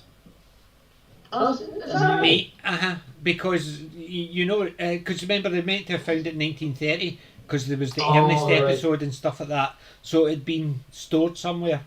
And I thought initially, because you look at dinosaur bones, that's not bones you see in museums, that's casts of the bones. So I thought maybe they had made a cast of it for the museums, and it was just one they had kept, and they saw an opportunity, they swapped it. But why would you do that? I'm just thinking of it purely from a practical point of view, right? The whole idea is it's going to be in a sealed box that no one's going to look at. Unless you're hoping no one's going to touch it. But surely they'd be able to tell the weight of it, unless they've weighted the box as well to make it seem like a Stargate. Well, that's an easy thing to do. You just actually, as you said, you weight the box rather than actually anything else. But as you said, if somebody opens it and looks inside, they see it, they don't need to touch it. But if they do touch it, then they're going to notice it. Yeah, so the whole purpose of putting that in there is under the assumption that people will look at it and not touch it. Yes. And go, oh, that's fine. And that's it. Well, maybe I suppose. But the way I looked at it initially was that fact that maybe it had been in a museum, and because the museums have got a habit of creating replicas of things rather than putting the original things out in the museum. They've just had the opportunity, they saw it and they grabbed it. They didn't have it planned, it just so happened it happened. But before that I thought, they must have been planning that for ages if they managed to do that so quickly, so long ago. But it could have been just an opportunity thing that they had one because museums have got a habit of making casts of things and duplicates for displays. Maybe it was the case. Maybe it's the case that they had, it was the original gate. It went all the way up to Area 51, and Mayborn's in on it. Like he was playing the blinder, and he was like, "Oh yeah, this isn't the gate. How did that happen?" Yes, I thought that was a wee bit. It seemed. Actually, I thought he actually was the first time he was actually sincere, but then again, he could be so good that he wasn't. But he wanted them to think, "I don't know what's happening," because later on you find out he's part and parcel of it. Precisely. So I think that's probably what that is. And the thing is, he started off all very shocked and scared, and it's like, oh my goodness, what's happened? But then towards the end of that scene, he's like, yeah, you need to leave this, Jack. It's like don't get involved in this. And it's like there's he talks about the fact that it's in the civilian hands and stuff like that, and it goes high above him and stuff like that. And if it was, because he basically said, well, if it was under the military, you would be able to find it, and that's implying that he knows it's in the civilian sphere, so he's got no power over them. Yeah, it's a funny one, that. It's weird. Anyway, I like the episode for because it introduces that group, and I think that group's quite interesting. Yeah. The whole sort of subterfuge and almost like the dark version of the SG unit. Yeah. Or the SGC. And they did do some references back to certain things. Can't remember off the top of my head exactly what it was, but they did refer back a few episodes here and there, as if that it might not have been the first time. I mean, later on in the series. This episode, I think they referred back to a couple of things that implies that they might have actually happened before. Like, for instance, he said that there's been, if they look through all the gate logs, there was tremors at the same time, and the only other time that happened was when Jack and Sam were actually in the tried to dial it. So when they sort of referred back that it's happened before it happened, it wasn't just that one time. There was a few instances, so it's implying that there's maybe other stuff that's happened that they're not aware of. All right. I actually forgot. I must admit, I'd actually forgotten that NID in this episode. I thought this was the episode where you find out about the Russians gate, but that's much later on. Oh, that's much later on, aye. And you don't find it. Do you know when you find out about the Russians gate? There wasn't a third gate, it was the second gate. Because remember, they had to actually they fired the gate into space because it was about they couldn't get it closed and it was about to explode, so they jettisoned it into space and it fell into the sea or something like that, and that's where they got it. So it was basically it's a convoluted way for the Russians to have it. So it's been a long time since I've seen that. That's a later on, and it's a convoluted way. So there's something that happens with the gate where they have to bring the second gate in, so there's only one gate again, and then later on the Russians have the other gate, and that's because they went and found it and fished it out and all this. That's a wee bit convoluted how the Russians get it, so it was, but that's a good one as well. I liked one thing about that episode that did annoy me, I must admit. So when the gate is the second gate is in the box and it activates, they all fall over. Which is, again, it's a bit of the MacGuffin sort of to let the bad guys escape. But I'm like, why did they all fall over? Exactly. I thought initially it was because of the wood splinters. Because of it, boom, but it wouldn't actually cause the wood to go bang, it vaporised it. Initially that's what I thought, it was maybe because it's gone up, there's been wood splinters and that's blown it out and stuff like that, but as you said, that wouldn't be how it worked, it vaporises. I just thought that was it just seemed really, I don't know what the word is, I mean obviously, again we're all talking about science fiction here and you squint your eyes a bit, but I just thought, why not do something else? Why not have one of the guys drop a grenade or something, and so they all take cover, and it turns out to be a dud, or it's a flashbang, or something. And then another guy, just something like that. I mean, that would be a bit more exciting. But yeah, just because it just didn't have the impact. Because you spent like 2 seasons now watching the gate open, and then just standing there next to the gate, and suddenly this gate opens, and they're all like, whoa. It just seemed a bit weird, and it's just. And the DHD, they find that, but you never really they'd never mention it again. Oh yeah, they've got it working. They've got an actual DHD, so why not just have that in the room instead of having the computer system? They could just go doot doot doot doot doot because it's a lot quicker. That's a good point. Why don't they just take the DHD from that gate and stick it into the gate room? Because they're basically saying now that the couple of times we've been attacked, they've had to speed it up to try and beat the ones. Why not have somebody there just go dun dun dun dun dun dun bang? Because there's no way on earth the computer can actually catch up with them. Because on the DHD, you effectively just have to go 1, 2, 3, 4, 5, 6, 7 press. Because it doesn't need to individually dial them, whereas their computer system has to individually dial them. What you could do as well is if I was in charge, what I'd do is if it has to be manually inputted, just get a robotic arm, so like a manufacturing arm, or even better, just have an input above each button, so you just push it and it just instantly goes. Exactly. So it'd be dialed as quickly as you could activate solenoids to push each of the buttons. But that's what I'm saying. But you look at the way you see a DHD working. They got to it and they go press, press, press, press, press, big button, right? And then the gate goes whoosh. Whereas in Stargate, they press a key and it goes Chevron 1 lock, Chevron 2 lock. None of the other gates spin round to actually lock. But when they do it manually, they have to do it. But any other time you're pressing the gate, it doesn't spin round or anything like that. That's a good point, actually, yeah. So why not put the DHD, because it'd make it a lot simpler. And faster, yeah. I think you can automate it quite easily as well. But even if they didn't want to automate it, they could have actually just had a piece of paper go 1, 2, 3, 4, 5, bing. And because people would actually learn where they are, so as soon as they see the key, they just know exactly where they're pressing, rather than having to look round. But the fact is, they've got a DHD, and they still use the Chevron 1, Chevron 2. It's almost like a dialing. It's instead of, what would you rather have? An old turnstile phone where you go 9, brrr, 2, brrr, 1, and else go doot doot doot doot doot. You know what I mean? It's that aspect of it, and I just found that once they've got a DHD, why did they continue with the computer? It just didn't Even if seem. you just had that there as a backup device, so you could use it and. But the computer would be there for actually identifying because they said it's a database, so the computer still gives them the information. They just have to print it off and somebody manually puts it in, or as you said, they create a device over it. It automatically presses all the buttons. Easily done. But even if they had somebody manually input it from the print off, because that's not hard to do because you're just pressing buttons. But that's what I'm saying. So you still need the computer.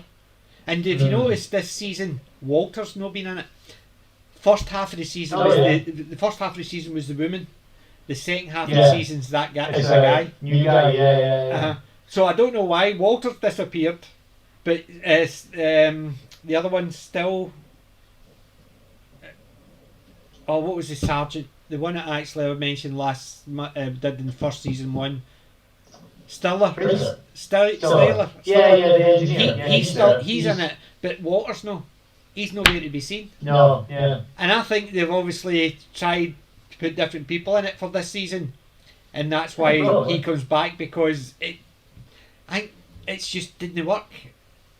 He just seemed to fit in that role, whereas obviously having these two people the woman had a more central point in certain aspects of it, so she had more interaction with the rest of the command, and I don't think that worked because she didn't. After half the way through season, she disappeared. This guy's appeared. So if they tried to do something different, and I think that's why they went back to the guy who played Walter.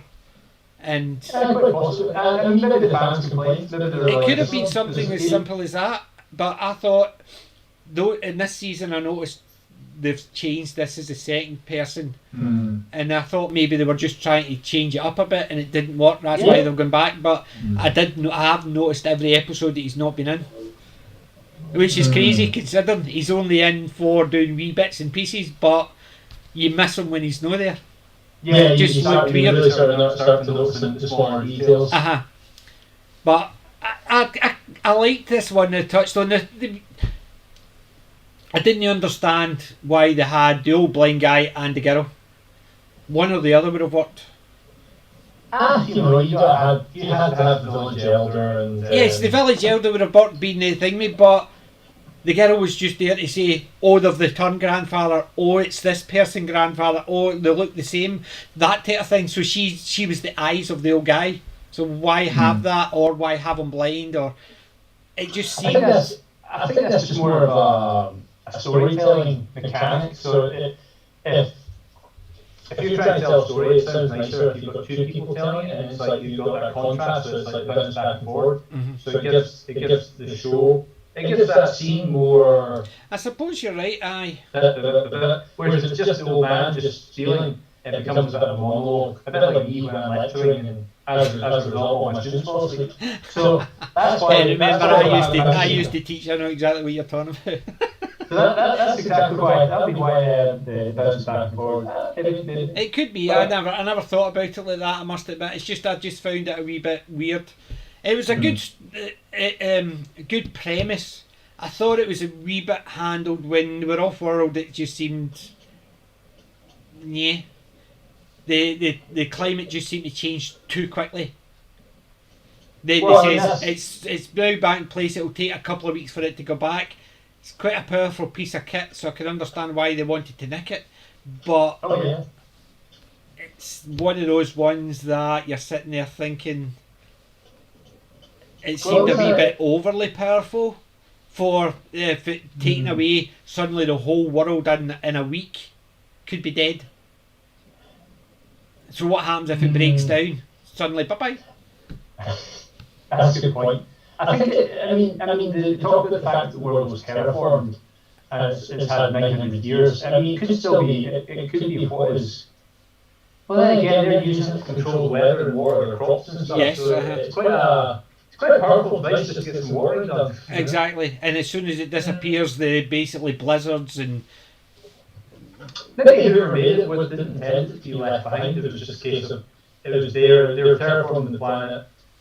they died, it got left behind, and then the natives have just learned how to manipulate adjust it in just the right way so that it waters the crops and gives them sunny weather. In reality, it's not a weather device at all. It's a planet terraforming device, and if you took that to Mars, it would automatically terraform Mars for you. But because they don't understand how to use it, they just use it to water their crops. Aye.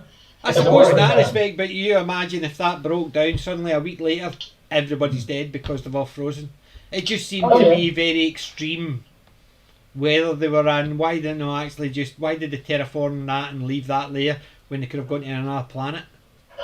It might be the case of not finished terraforming it. That's what I mean. It could be, but just the simple fact is a week of it disappearing and the whole place seems to nearly turns into a lump of ice.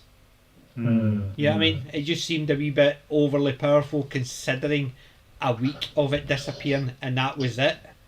That's true. How many people died in that short time?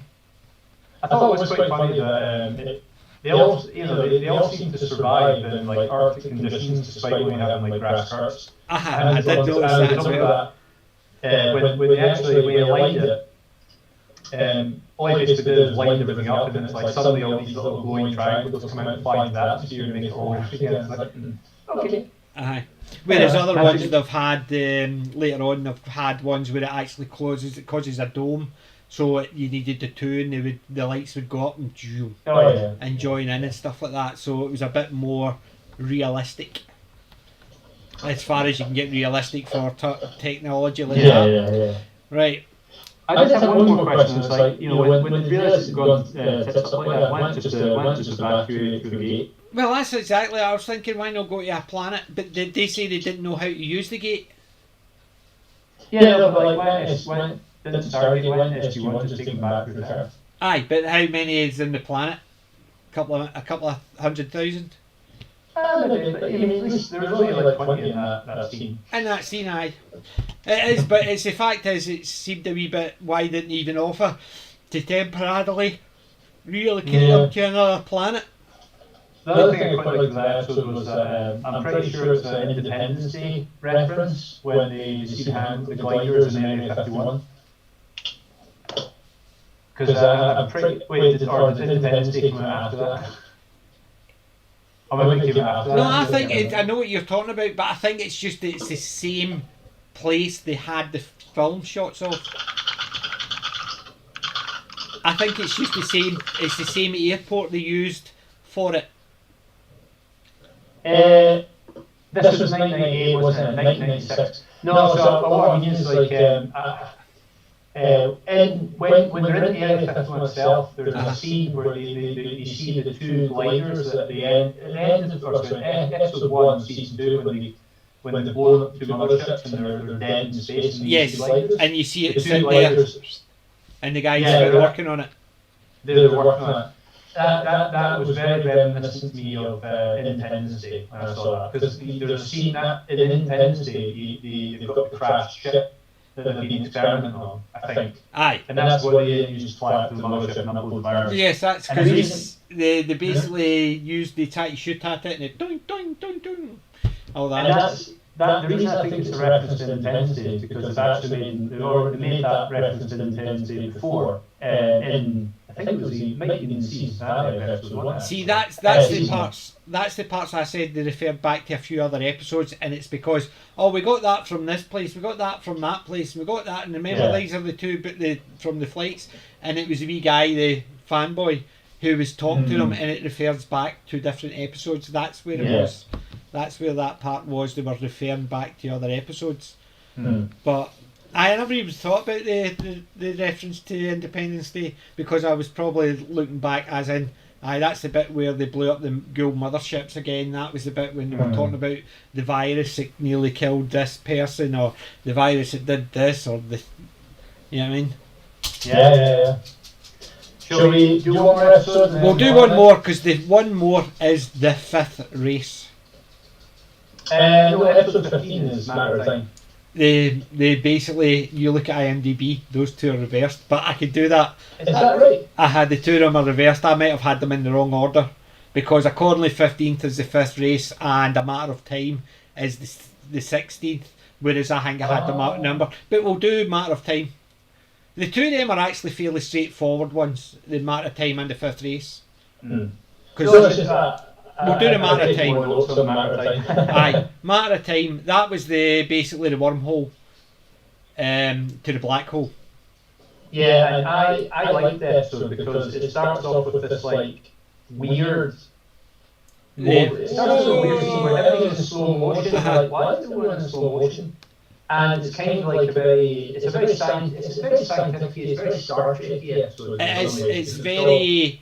They've tried to be very scientifically accurate because time at a black hole slows down, but it's not slowing down or thingy, it's just the perception of it. Yeah. Because the pulling of the space-time. So because of the strength, the gravity, the perception of the people in there, well, it doesn't get changed, but the time slows down as you get closer to there, but the observer who happens to be there, time seems to be continuing on. So the reason I kind of like, I don't know if I like the episode, but it's kind of. I thought it was there was some really good points in it, but I thought all in all the episode was I kind of thought it was quite it stood out to me because it was quite a dark episode because the team that are trapped there are dead. It's not that they're dead, it's that they might never die. Because for them, time will continue to slow down and get slower and slower and slower and slower. Because I don't know. I mean, Sam Carter does give the sort of impression like they'll get torn apart at some point. But if time is slowing down for them, so from their perception, time just continues to get slower and slower and slower. So they are literally trapped in a purgatory where they're, I guess, gradually getting drawn into the black hole. But from their perspective, it's just slower and slower and slower. So what's right? Do they perceive time forever as this just slow and smaller thing? Or do they actually get sucked into the black hole at some point? Well, see, the way I understood it is that time slows down. Because time slows down, it's not as if their bodies and all that slow down and their mind continues to run the same speed. It's just, it is a second there could be a month outside it. Because that's what I'm saying. So if it takes them 5 seconds to die, if every second's a year to us, it would take them 5 years to die, but they would see it like that, whereas we would see it over the 5 years. No, but here's the point, right? Let's say this moment here, in 5 seconds from now, they will be dead, right? Right. That's when the gravity is at a certain strength. But in a second's time, that gravity will have got increased. So that means it's no longer going to be 5 seconds, it might be 10 seconds. But then the gravity is going to increase again. So again, no, it wouldn't be 10 seconds, it would be 3 seconds, because the gravity would get higher, but you're taking the time frame goes down. But not for them, it's still 5 seconds for them. No, that's the point, this is the mind bend of it. But that's what I'm saying. For them, it's still 5 seconds, right? Yes, but for us, that's what I'm saying. Like, if we were outside and we saw every second as a year, then it would still be 5 seconds for them, it would be 5 years for us. But if it changed and it got longer, then it would be every second was 2 years. It would take 10 years for us, but it's still 5 seconds for them. Yeah, you see what I mean? So that's the point. This is the contradiction in terms, right? It might still be 5 seconds for them, but as the gravity increases, our version of time continues to get bigger and bigger. But here's the thing: in a black hole, gravity never stops increasing. That means our time never stops increasing. So yes. What's right? So is the fact that it's still 5 seconds for them, even though in theory our time infinitely increases. Yes. So from our point of view, they never die. But from their point of view, they do after 5 seconds. No, I would say from our point of view, they still take a hell of a lot longer to die. But from their point of view, people outside are moving that fast they can't see them. So, look at them. I don't think it has an answer because, like, there's almost like two versions of time going on. It's like as this one gets smaller, this one is larger, and it's like a mathematical thing. As it approaches zero, this one begins to approach infinity, but this one never actually gets to zero. It just keeps approaching zero, and this one never gets to infinity. It just keeps approaching infinity, and that's the contradiction where it's like Well, all I can say is one thing. Thank Christ I don't know anything about maths. But that's why I love. That's why I love the episode, because it's just like it really it's a proper Star Trek episode where it's like, how does that actually work? You've got to try and scratch your head a wee bit and think, but it just I don't know, it just ends your mind. But when it comes down to it, they say black hole just sucks everything in. It may slow down time, but it's still sucking it in to destroy it. So eventually it's going to happen. Because if that was the case, then a black hole would never actually become any bigger. Because eventually it's going to drag everything in. You would just have a black hole, but you'd never have a super black hole. Which, accordingly, there's ones out there. They just kind of see them because they're black. The absorbable light. Well, you can see the light that gets bent around them. But that's what I'm saying. So if they're saying that in that respect, they wouldn't get any bigger because the infinite time to actually for things to happen, they do get bigger because they're absorbing more and more and more and more. So it has to be happening. It's just that. But I see what you mean about the time dilation. Because the gravity, as gravity gets stronger, as the black hole approaches or gets bigger or whatever, as gravity gets stronger, the time dilation increases, as it did in the episode, right? Mm-hmm. So throughout the episode, as the dilation increased, the difference between the time experience near the A and versus on the surface began to change. Yep. And get a lot bigger, greater and greater gap. So if you keep thinking about that, there's no limit on where the gravity increases through a black hole. The gravity will continue to increase infinitely. That therefore means the difference in time must also be able to increase infinitely. Yes, but the way it still has to absorb the energy, otherwise why would it get bigger? So it has to still absorb it. So in their understanding of it, it's just their seconds are so... It's not their seconds that are getting it smaller, it's just our perception of their time. I think that's the way I understood it. It was the perception from the outside in that this time has flowed right down. But, I agree. It's our perception. But then again, I can honestly say under no circumstances are the word mathematical and genius or even mathematical and understandable used in my sentences, because I can count. End story. Very good. I enjoyed that. Yeah, I quite enjoyed it. The next one I had this, we could do this quickly, was the fifth race. The introduction to the Asgard and Jack. It was such a humorous, fun one. And it refers back to one of my favourite episodes. The Torment of Tantalus. It basically, I just thought it was one of the funniest ones because Jack would just throw, oh, that was a bit Krieger. Huh? What was that word? And that type of thing, he just seemed to throw it in, and it was almost like, right, just throw a word in somewhere. Well, I like that he becomes super intelligent, and he's writing all these things, and they're going. They're trapped there and they can't get back. What's this? We managed to get back. Whoever designed those plans was a genius. Thank you. It was Jack, and he was just all went as if, really, me?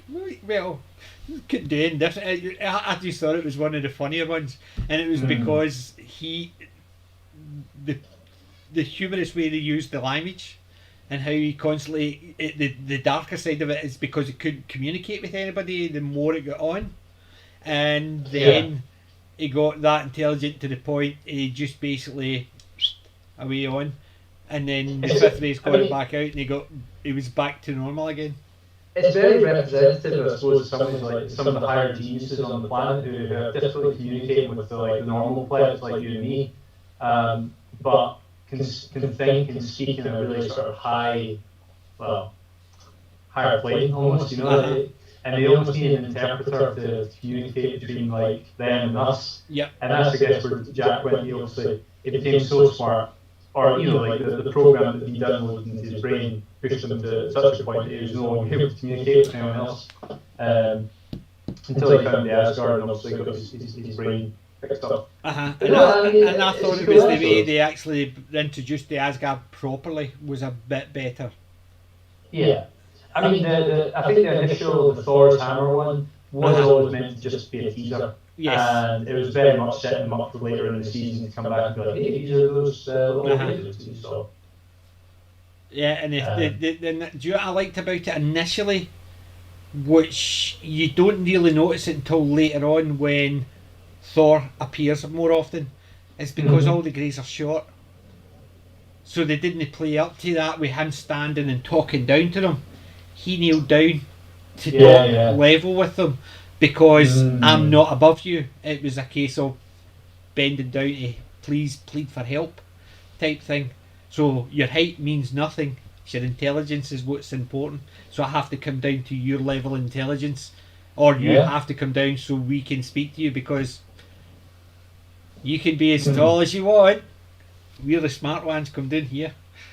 And it wasn't a conscious thing. I think it was a case of, to make it easier for the camera angles and stuff like that, he kneeled down so they could do the camera angles and the CGI a bit better. But I still liked the idea of it. I suspect you're right in terms of it might have been to do with like lining up the eye shots and things like that. So that, I mean, I'm just trying to tell which scenes were like the handshake scene, because they're real. The handshake scene was the models were real. The CGI scenes were the one where he's basically talking to sees the group and stuff like that, and he's talking to them and they're talking back. There's a bit of CGI with animatronics. Yeah, the group shots are definitely CGI, but the individual ones, but when they're talking, I think they make with a bit of animatronics and CGI to sort of blend it a bit better. So they've got the basic figure, but it might not have a mouth, and they put the mouth in as CGI, so it's a bit of both, so it looks more realistic. One thing I would like to have seen with regards to Asgard is, I think, obviously the whole point of them is they're trying to show them off as like the Grey. They're clones, right? They're all clones. Yes. But why not have a few distinguishing features on each of them? So like a lot of these guys are meant to be like warriors as well, right? Like the Falk, the Gould, and the Replicators and stuff. I think just have like a scar on the shoulder or something like that. Just to distinguish, like why have Thor have just like a scar over here or something? And it doesn't even have to be like a huge thing. It could have been quite subtle in that. But that would just let you distinguish them a little bit more and almost make them more... because it's not as if they're a copy of the same thing all the time. It's a copy of a copy of a copy. So if you get if you get your finger cut off, your next clone, is it going to have the finger? Well, that would. No, I just mean like... But that's what I'm saying. Is it going to have the finger? So would it have a scar there? Because it's a clone of you. It's a clone of the original. It's a clone of the original. No, but that's not. That's the thing. That's why they're degrading, because they're clones of a clone of a clone of a. So they're a copy of a copy of a copy of a copy. No, so they've not got a master. They've not got a master copy. Yeah. They're copying of a copy of a copy of a copy. So if they get copied, and if they've got a scar, the scar wouldn't show up because it would be a. No, I understand that. So like your DNA wouldn't change if you got your finger cut off or something like that. That's still there. So if you regrew from just your DNA, your finger would come back. Aye. But I just mean like just some sort of sign that they've obviously been, or even just something to distinguish them. Just like a wee mark, or just like something, I guess. Aye.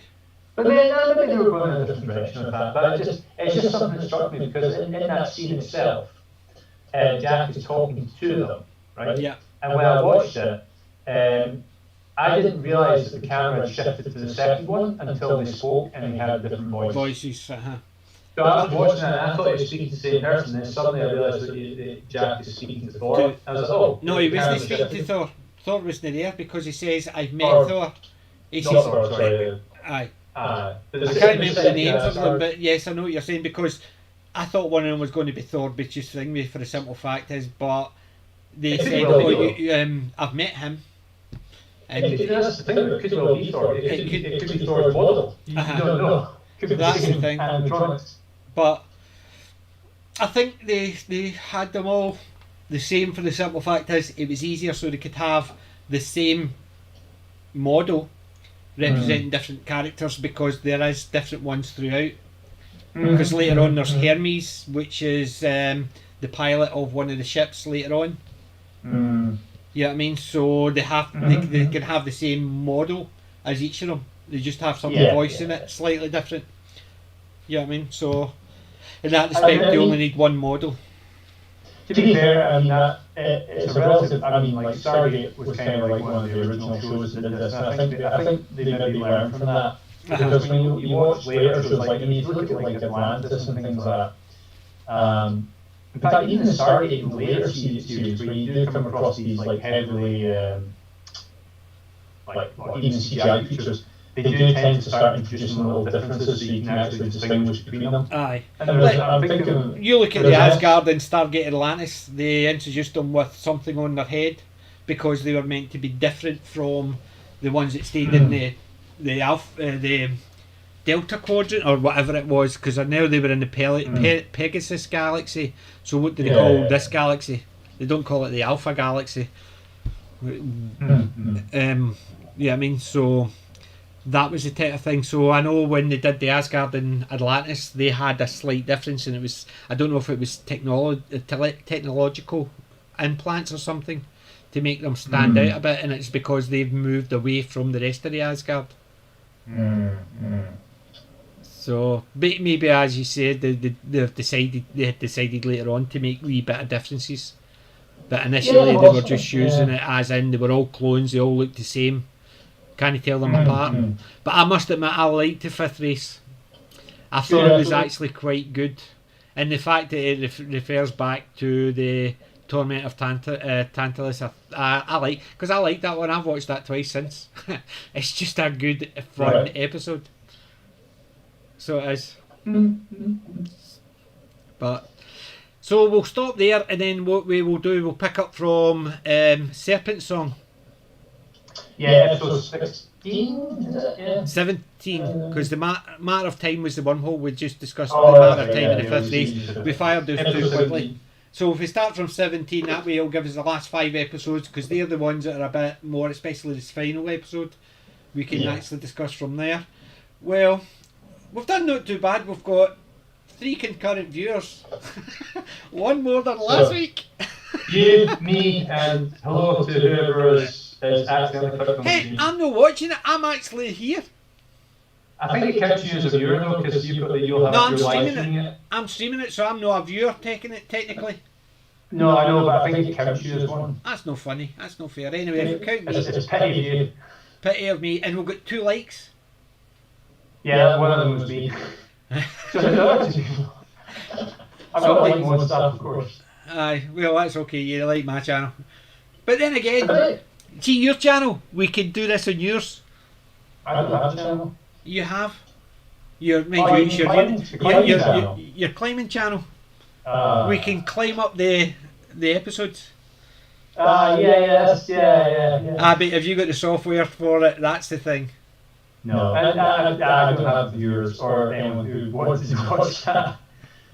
But the thing is, we are getting it there, and it's just these are the ongoing voyages. So, do you want to finish season 2 before Eureka, or do you want to continue all these before Eureka?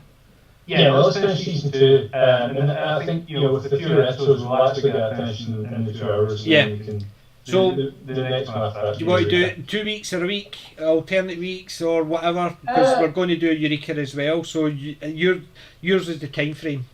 We need Let's do the to let's do the rest of season 2 next week then. next Saturday, yes. And then we can start watching Eureka after that, and then. Well, I mean, the first season of Eureka isn't that long, so we can actually do that the following week if you want, if you game for that. It's not a problem. I can actually do a quick check. Believe it or not, Eureka. I have. It's only like 8 episodes or something. Yeah. Maybe only 6 actually.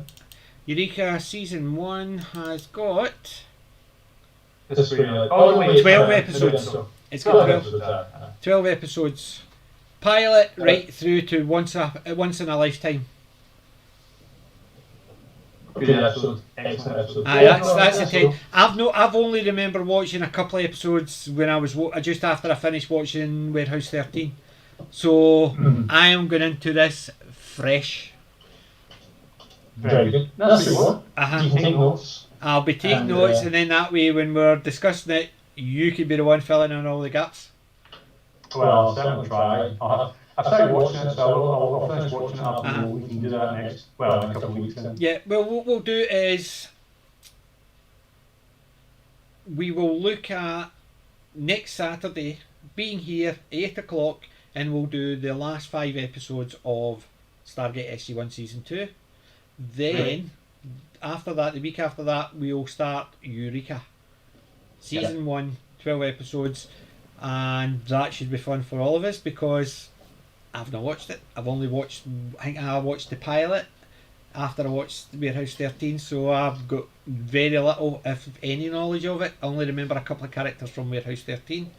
And Gordon, we've had 3 concurrent viewers, 4 playbacks, which means 4 viewers all in all. Average watch time 1 hour 39 minutes.